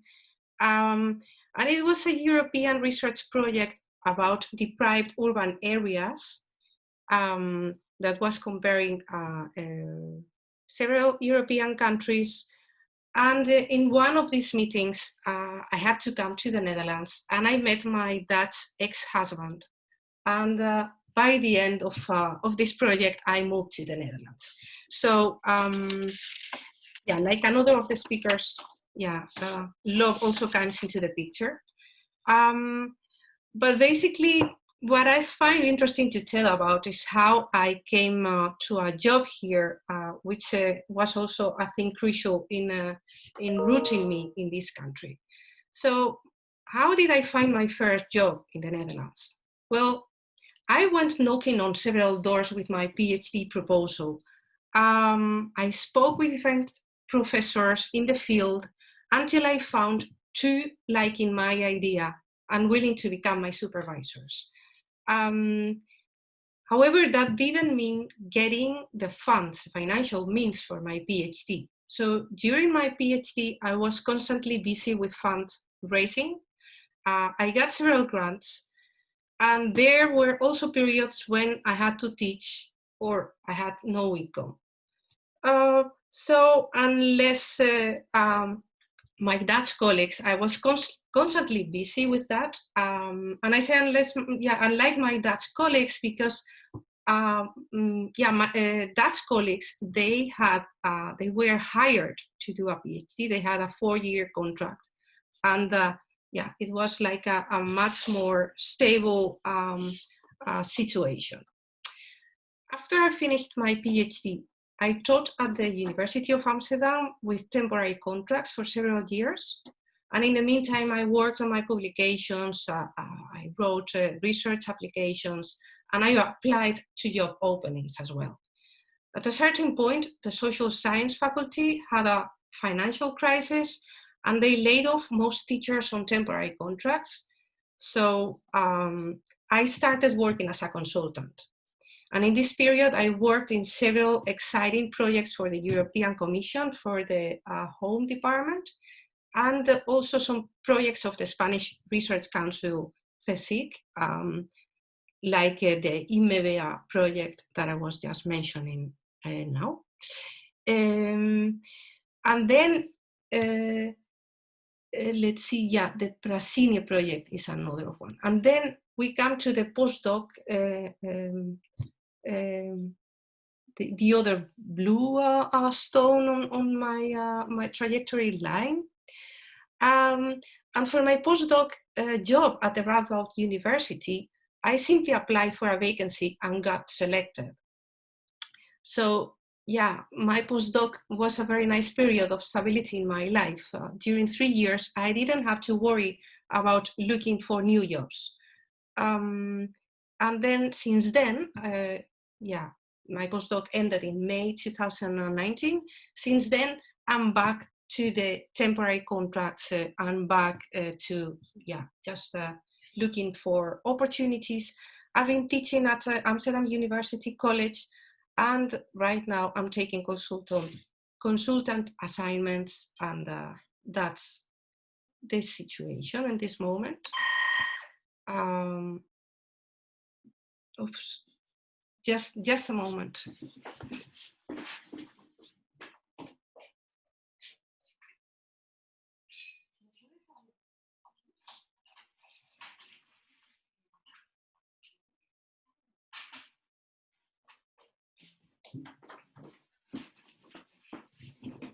Excuse me, a small domestic problem. So, I was back to temporary contracts, as I said, and well, what's the problem with that? I mean, you might say, like, I've been like doing work here for quite a while, and why I'm still in a very precarious situation, I would say. The Dutch academic sector is highly segmented, and I think of it, and inspired by Piore's segmented market theory, I think of it as something like 3 concentric circles. In the outer circle, you would have PhD candidates, trainees, student assistants, let's say people with who are started in their careers. In the second, in the middle circle, you would have teaching and research jobs for people with a more senior situation, although not necessarily more stable positions. And finally, we have a third inner circle with the seniors and tenure track positions. Traditionally, a professional trajectory would be, going from circle 1 to 2 and later on from 2 to 3. So would be an ideal trajectory of, getting more stable positions and just like being able to pursue in your career in this way. What happens, and particularly in the social sciences here, is that far too many people get a PhD in level 1. So most of us, many, remain stuck within this second circle, turning on and on as a carousel. I think of it as a carousel because there are opportunities, there are research and teaching jobs, but they are temporary. And you see people just like circling around, like hopping from one to another. And the opportunities that this market opens for us to move to the core circle are extremely limited. So there the competition is fierce, and job openings for university teachers, etc., receive hundreds of applications. So my experience shows that in the competition, endogamy and social capital plays a very important role, and sometimes weighs more than human capital. So to give you an example from my own experience, I did my PhD in a research institute within the social science faculty in the University of Amsterdam. Yeah, and there was a big group of PhD candidates working. A majority of them were Dutch, and a minority were foreigners. From the, let's say around 25 PhD candidates that coincided with me in this research institute, most of the Dutch are now in stable employments. So I would say something like 2/3 in academic positions and 1/3 moved outside the academia. And most of the non-Dutch are still in this carousel that I was just explaining. So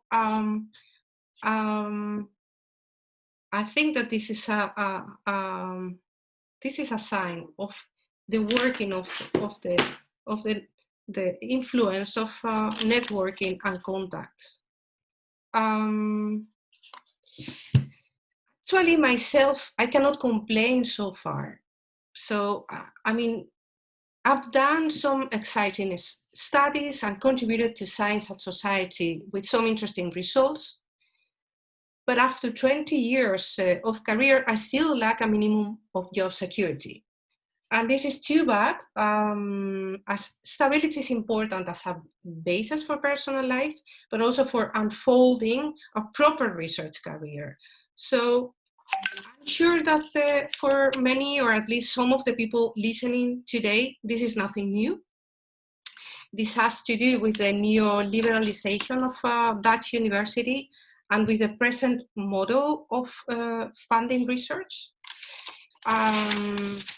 And it also has to do with the Dutch legal framework limiting temporary contracting. So we see that until 2020, the law established a maximum number of 3 temporary contracts over 2 years that a worker may be offered by the same employer. Something that was actually introduced with the idea, the intention, to stimulate employers, universities in this case, to hire people and to offer them fixed positions. But actually, it had the opposite result, just like what happens with many policies in my studies. So this has been recently reformed, changed, but in any case, the result is that we are still in this situation where temporary contracting is really the dominant thing. And yes, it's true that the extreme flexibilization of labor in the Netherlands also affects Dutch people, but foreigners bear the worst part. And we can think of other examples, not only in the scientific world. And we could just like talk about them.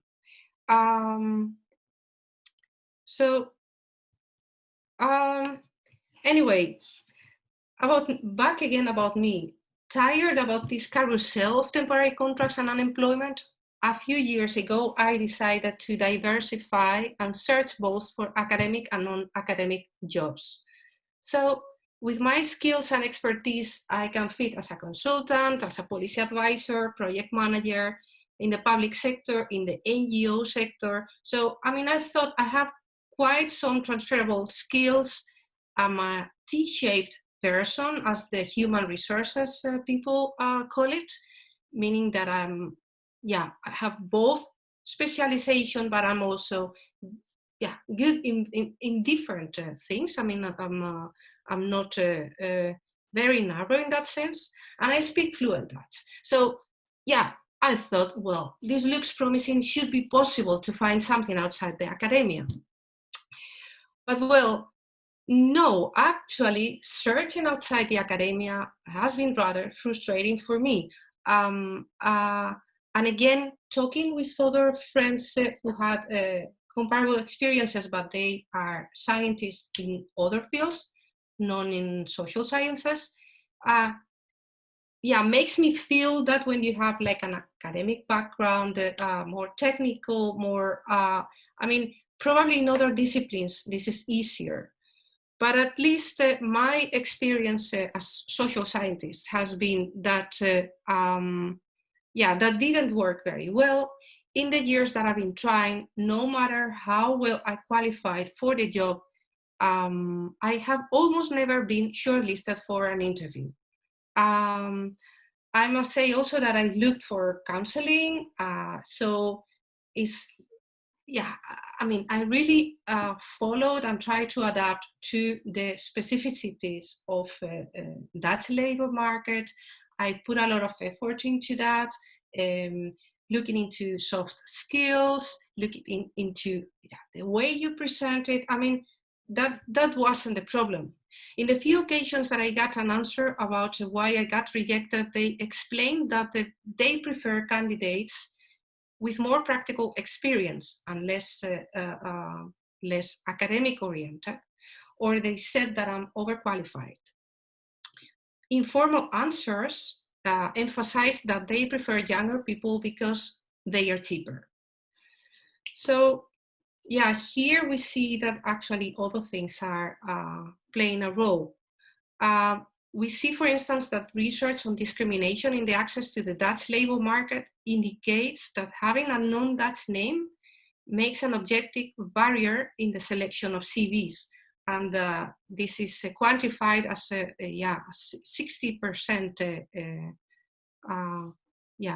let's say, more chances for a Dutch person, for a person with a Dutch name in being selected in this selection. But well, also Dutch academics trying to move outside academia experience difficulties, which signals other important barriers such as age and gender. And being a 40+ woman seriously limits the probabilities of recycling yourself in the non-academic sector. Oops, moving to the... So, yeah, to conclude, if you ask me, in my experience, which are the top 3 most important skills for getting a job in the Netherlands, for making this move outside the academia, I would say that there are 3 crucial ones. The first, networking. In the Netherlands, contacts are just as important as in Spain, or even more. I even experienced that some practices that would be unthinkable in Spain here are really necessary, really crucial, such as calling an employer before sending an application, calling to make some questions and basically advertise yourself and try to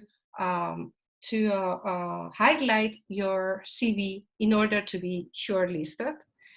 I'm curious if this happens in other fields, but I mean, I've been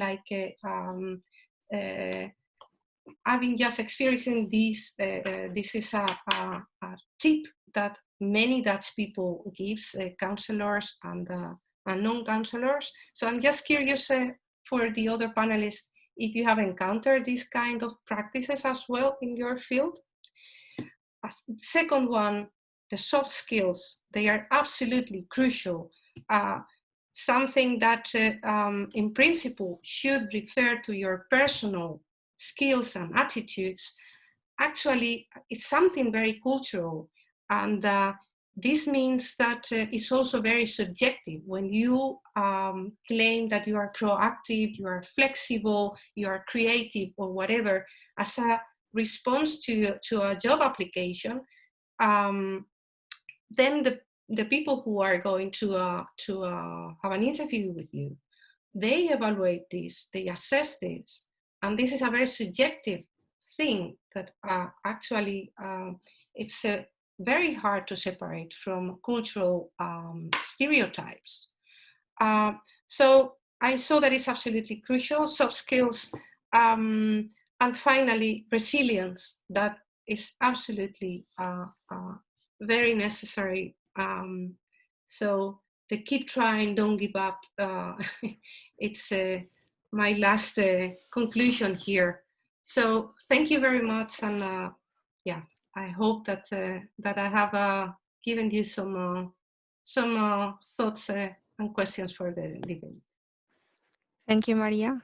That was really interesting, especially about the job market and your tips. I completely agree with everything you said at the end. And yeah, I guess that will also be reflected in the questions and the answers later on. But for now, thank you very much for your talk, but we need to move on. We're a little bit bad in time. So we need to move on to the next speaker. Tati, are you there? Yes, I'm here, but I cannot start with my video. Oh. Yes, it's not like I left. Cool. Yeah, it says that the host doesn't, host has stopped my video. So it is my fault. How to do it, start my video now. Yes. Ah, yeah, perfect. Okay. Okay, so before saying something about Maria, sorry, about Tati, I would like to say to Maria, thank you for your talk. We need to talk about these things. We need to inform the newcomers about how the job market works in this country. So thank you very much for those tips and to raise awareness about this topic. So next, Tati. Yes. María Ángeles is also from Madrid, and she was also a student of the Universidad Autónoma. Even she was an assistant professor there. But in 2015, if I am right, she decided to move to the Netherlands to work for the University of Amsterdam, for the UvA, and nowadays she is an associate professor there. So, Tati, the floor is yours. Yes, thank you very much. I would like first to thank the organizers for the invitation. I think this is a great initiative that we put all the scientists together here in the Netherlands. And I think it was a great and a good, thank you for the invitation. I must say, being honest, that I thought this event was next Friday. Then they just called me a few hours ago and they told me, okay, but where are you? I said, yeah, but it's next Friday. No, then anyway, I'm not worried, because what I want to share with you is my experience here in the Netherlands. And yeah, and if I can help you with something that you know I exist and I'm here. Yeah. Then I will share now my screen. 1 second. Sharing.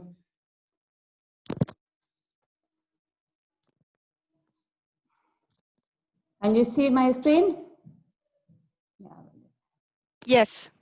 Okay, thank you.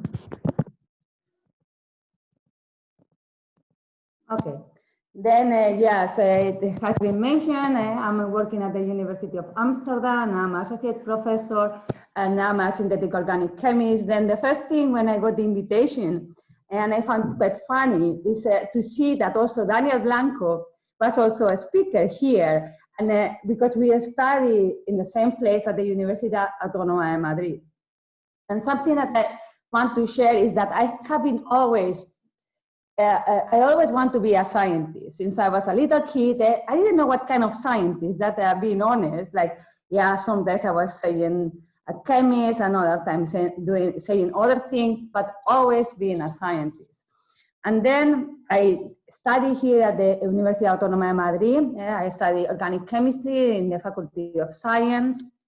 I must say that although I did not go to this Academia Blanco, I went to the pub of Danny, that it was quite popular in that moment. And just to share, I start in 2000, I start my tesina. In that moment, it was Suficiencia Investigadora. It's like this master now. And the group of José Luis García Ruano. And after that, I did my PhD also there. And then the first time I came to the Netherlands, it was in 2006. I spent 3 years in Groningen. And I remember that, I mean, from the first day, I really love the Netherlands. And I especially love Groningen. I still love the city of Groningen. And it was really funny because I started in 2006 to 2009. And I did my postdoc with Professor Ben Feringa, which was awarded with the Nobel Prize a few years ago. Then it's the first time my CV improved just by doing nothing, just because I was there. Then after that, I come back to Spain. I got a Juan de la Cierva. I went 1 year to CSIC, to El Consejo. And after that, I moved again to Universidad Autónoma de Madrid. But in that moment, I moved with a different professor than the PhD, a different supervisor.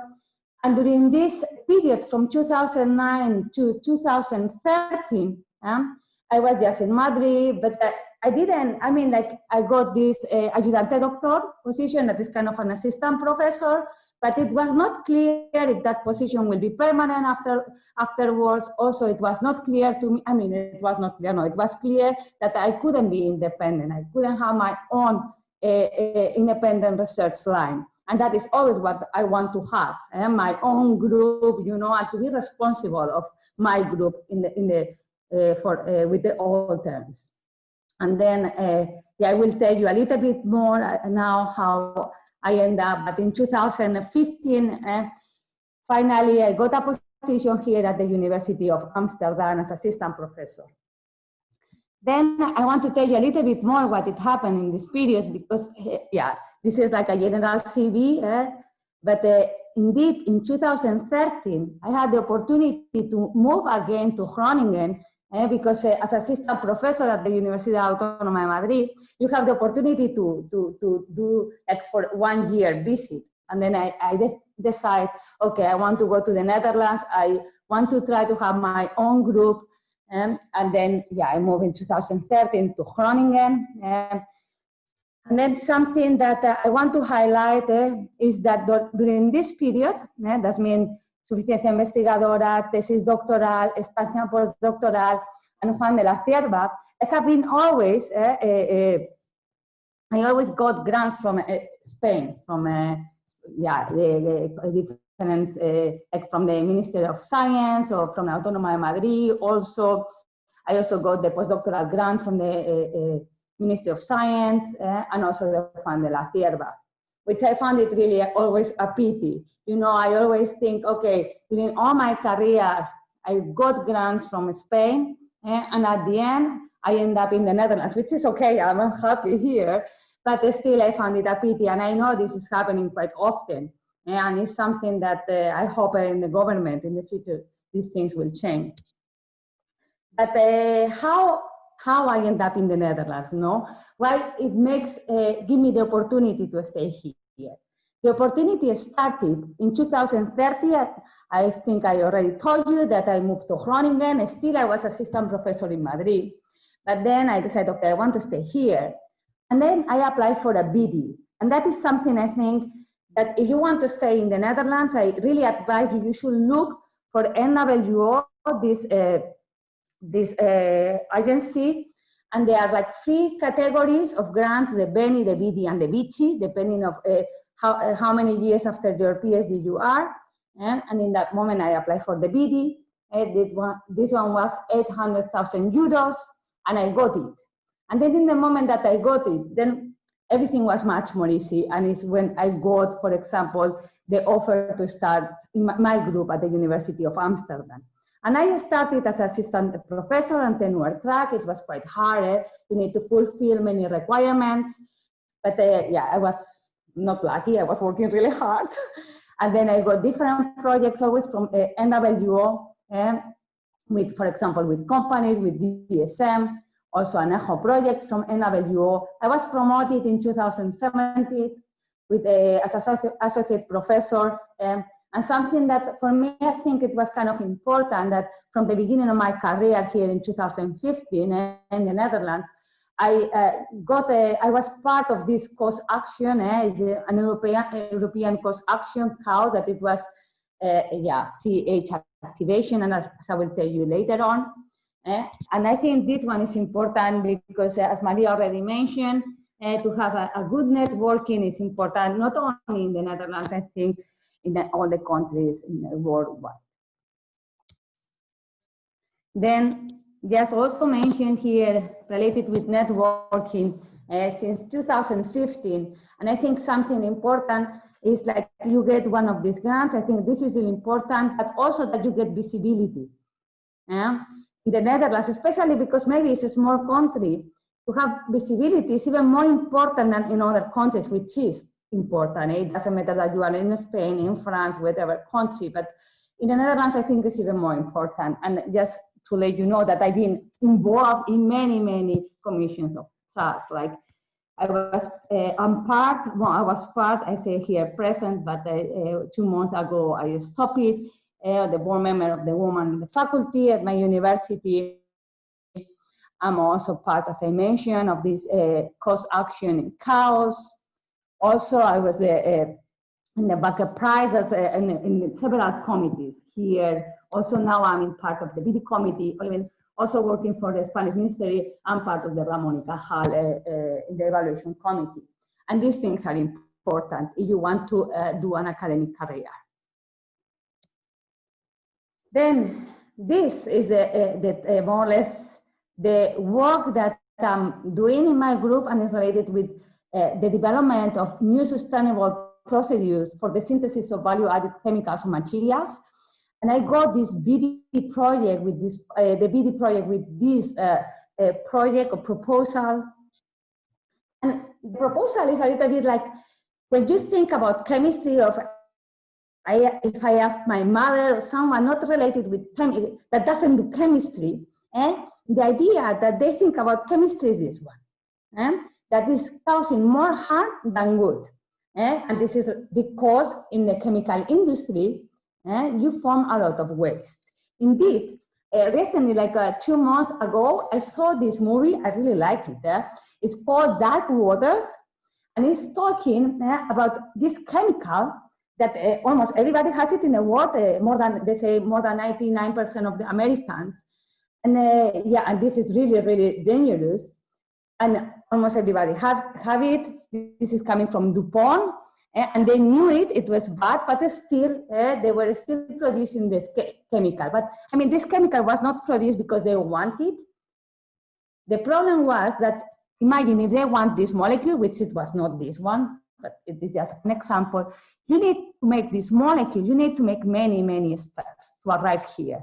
And in all these steps, the problem is that you have waste. And it's why the people think that chemistry is causing more harm than good. But this is not really the case, because chemistry at the end is everywhere, and our quality of life is because chemistry is around us. And you can think about everything, drugs, food, everything is related with chemistry. And our quality of life depends on chemistry. Then saying this slide, okay, because it was an old slide.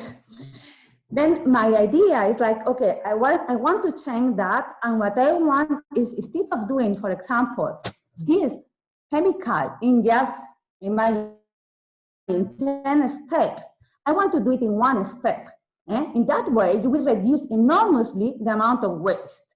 And how I can do that, or what it was my idea, it was, instead of having here some functional groups that are needed to introduce complexity in the molecule, and at the end to construct the molecule that you want to make with some biological activity, I want to do it directly with what is the most common bond in organic molecules, that is the carbon-hydrogen bond. If you do that, you don't have waste. The only waste that you will form is water.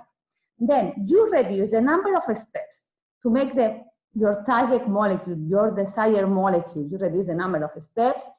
You reduce, therefore, the waste that you form, and also you reduce the cost of the process. Then, in principle, this is just fantastic, and on paper. This is always on paper. This is the theory. And what I want to make is this theory possible to do it in the lab. But there are some limitations, because this carbon-hydrogen bond that I want to activate is really inert. And also because there are many, as I told you, is the most common bond in organic molecules.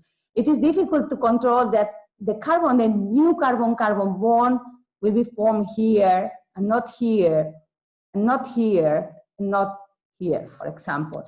Then, my project was related with the development of new ligands capable of promoting these limitations, or to overcome these limitations, this low reactivity, and also the selectivity.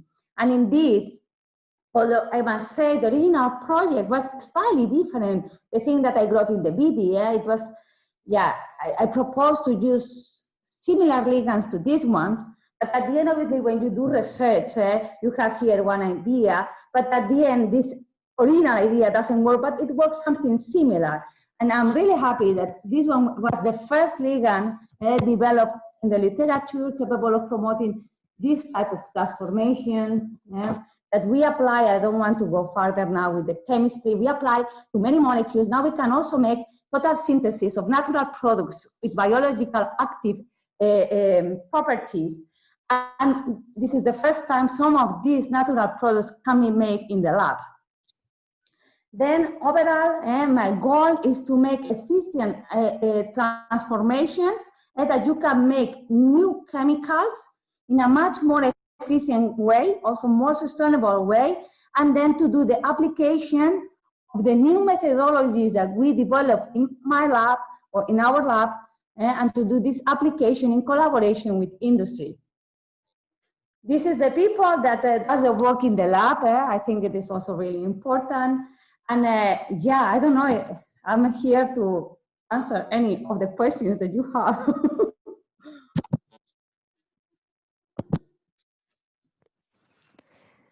Thank you, Maria. That was a really interesting presentation again. So now I think we can move to the Q&A session. Yes, thank you, Tati. Thank you, Maria. I think this was wonderful presentations and about your career, and I think you pinpoint very well the resilience, both of you, and the visibility. And I think this shows actually that you had made a huge effort and a great work all these years. So I have some questions, and I think in the Q&A there were many open debates, I think very interesting. One of them, Laura asked Maria Bruquetas. Yep. Well, thanks first of all for bringing up the segmentation problem on non-hard science. She quotes based research. She's an archaeologist with a biology background, and she asked you if you think that such segmentation applies to all researchers or mostly to social sciences and humanities. Yeah, thank you, Andrea. Yeah, thank you, Laura, for the question. Good to know that there are out there other people from the non-hard science listening. My impression is that this is stronger, is more accurate in the social sciences field, and I have the impression that this has to do with being a bit poor in comparison with the hardcore disciplines. I mean, I think that we are in comparison much less. We are under-resourced, and the competition. Yeah, that makes the competition simply harder. But again, I haven't done research on this issue, so. This is very much, my impression. I'm also curious. I don't know if my colleague panelist Tati or the guys before. I mean, would they have an opinion about this? Like what they feel about this segmentation in their own disciplines.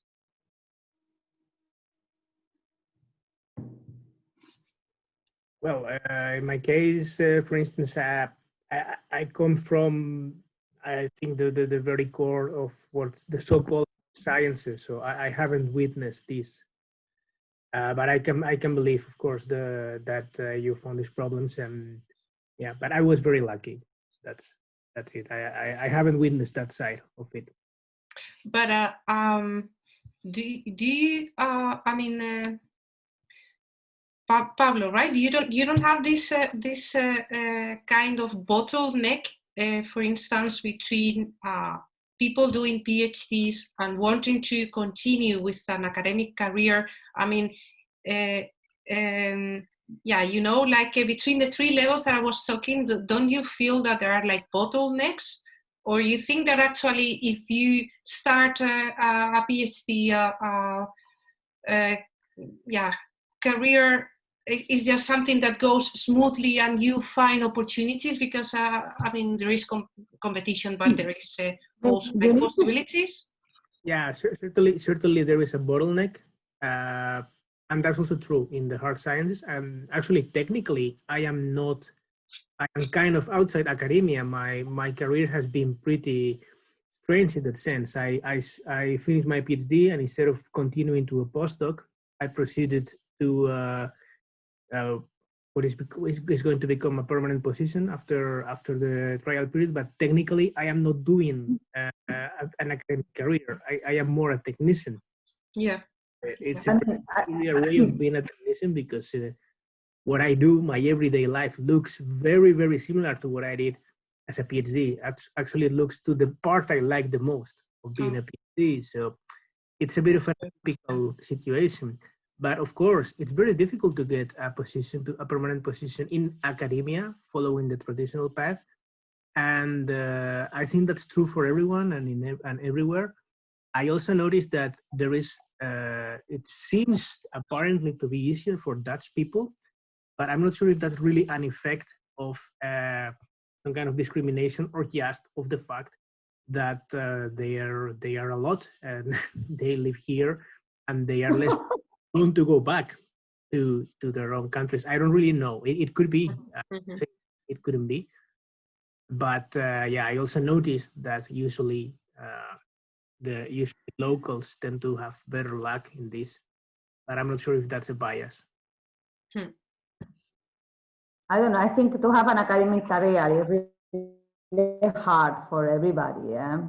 I mean, also for Dutch people. I know many Dutch people that they are trying, but they don't manage. I mean, it is just really difficult, and you need to be in the right place, in the right place, like always. Yeah? It's really hard.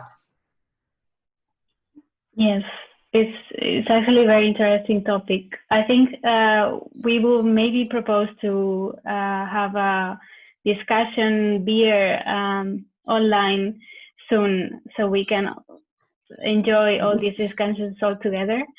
Another question for you, Tati, that I have here from Pablo Lanillos is, until when can you apply for the VD? Okay, you have Benny is after 3 years PhD. BD is after 7 years of PhD, and then you have the typical extensions, like if you being a father or a mother, you have extensions. One, I know as a mother, 1.5 years, and I think now they make it, I don't know if equal, but at least they make some extension also for the fathers. But I am not sure about the number of more in that case. Great, thanks. And yeah, Pablo had also made a question about industry transition, right, Andrea? Yes, I was gonna ask that question. So he's actually asking if this is a general society problem, and he, let's say, suggests, would you hire a 35, 30, 40 years old person with academic profile for your startup? Yeah, why not? I mean, yeah, I don't know if I don't get the question exactly, but I mean, why would that be a problem? I mean, yes. Yeah, I totally agree. I mean, probably he's just trying to implicitly saying that a startup would have it more difficult in market, and then hiring, older people would be more expensive, and then perhaps it's not an optimal decision. I don't know. I'm curious if Pablo can explain why he was posing this question.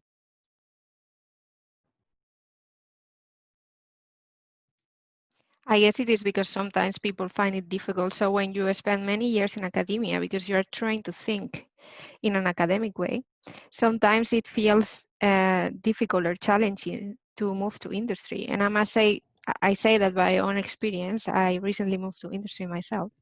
And it is true that in a way, the mentality can be different, but I also have experienced that you can use all the things you've learned in academia, because at the end we learn how to think, we learn how, so, you know, like to get a lot of resources with little, you know. So I think an employer in industry can really make use of that.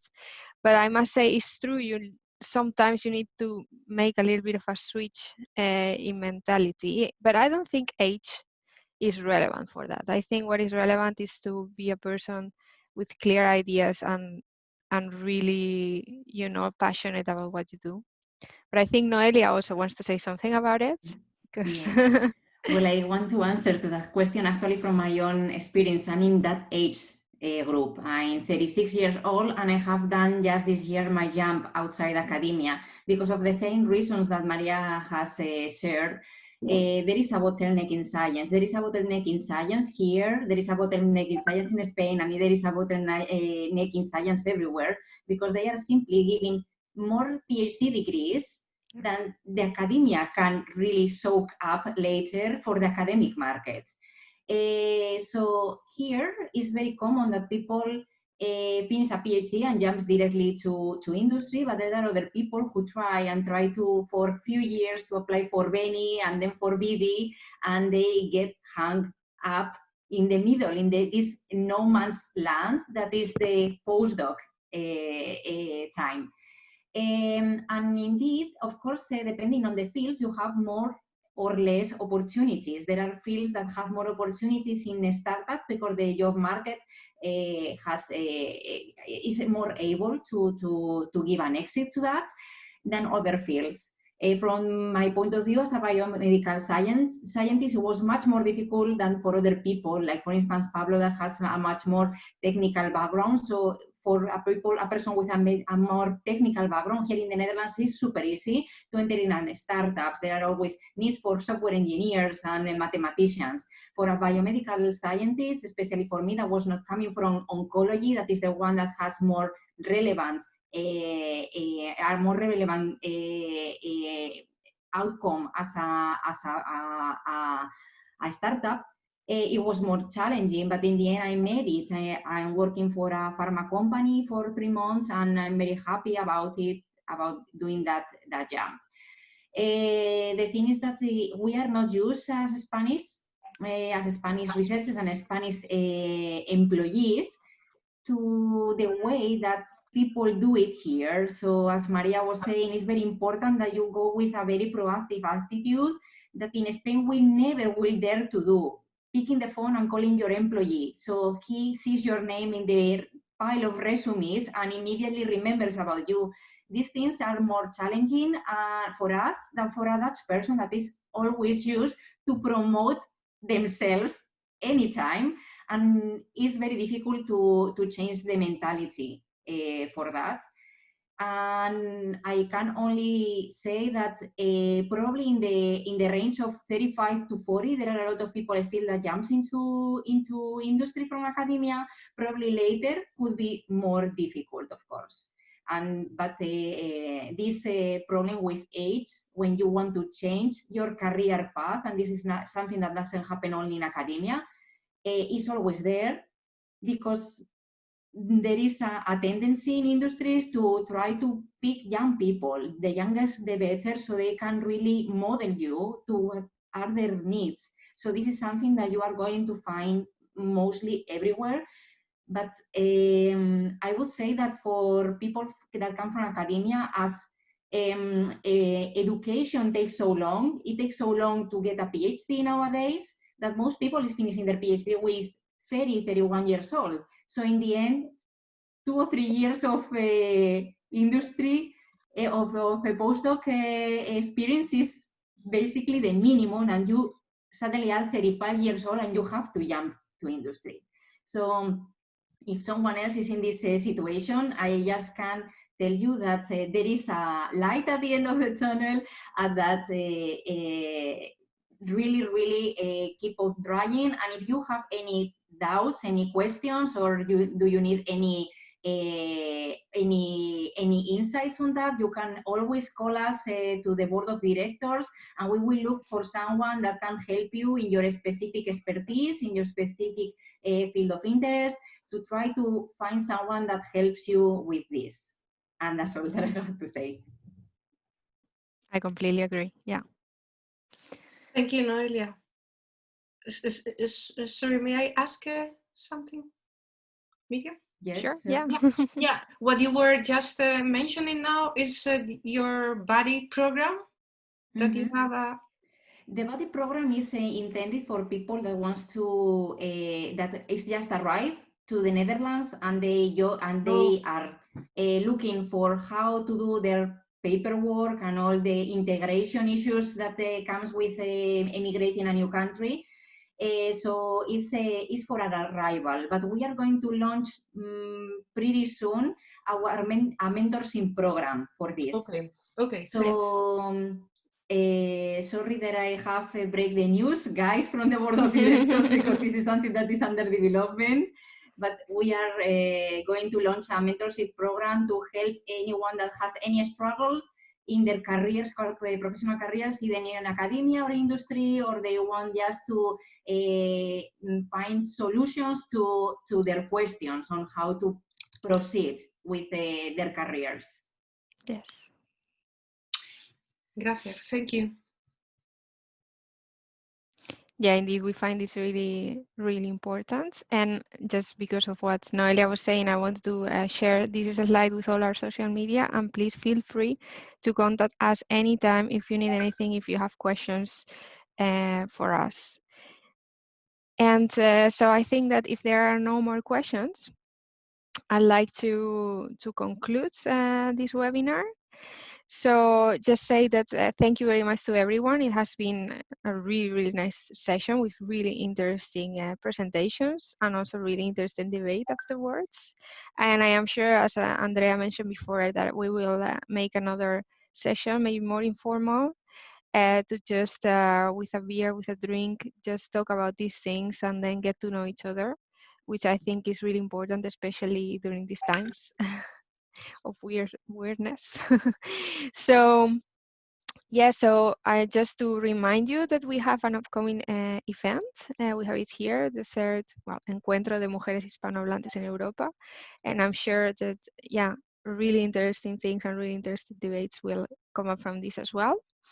Also to remind you that we have a monthly newsletter in which we post, well, we send it by email to all the socios of the association.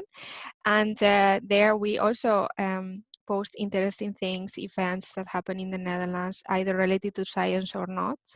So please check it. And if, of course, if you want to contribute, like if you see something interesting that you would like to share, you can also contact us, and then we will include it in the newsletter. And finally, we also have the blog where we try to do some scientific dissemination, talk about interesting topics for all of us. And please, again, you can check it there. And if you're interested and you like it, you can always contact us and share something with us. So yeah, I think that's it. Thank you very much. Another remark, because there were many questions, and we will try to post the Q&A as well together with the webinar. Yes, thank you. Thank you everyone for coming, and we hope to see you soon in more events. Okay, thank you. Thank you. Bye. Thank you for inviting us. Have a nice weekend. Bye. We keep in touch. Thanks a lot. Have a nice weekend.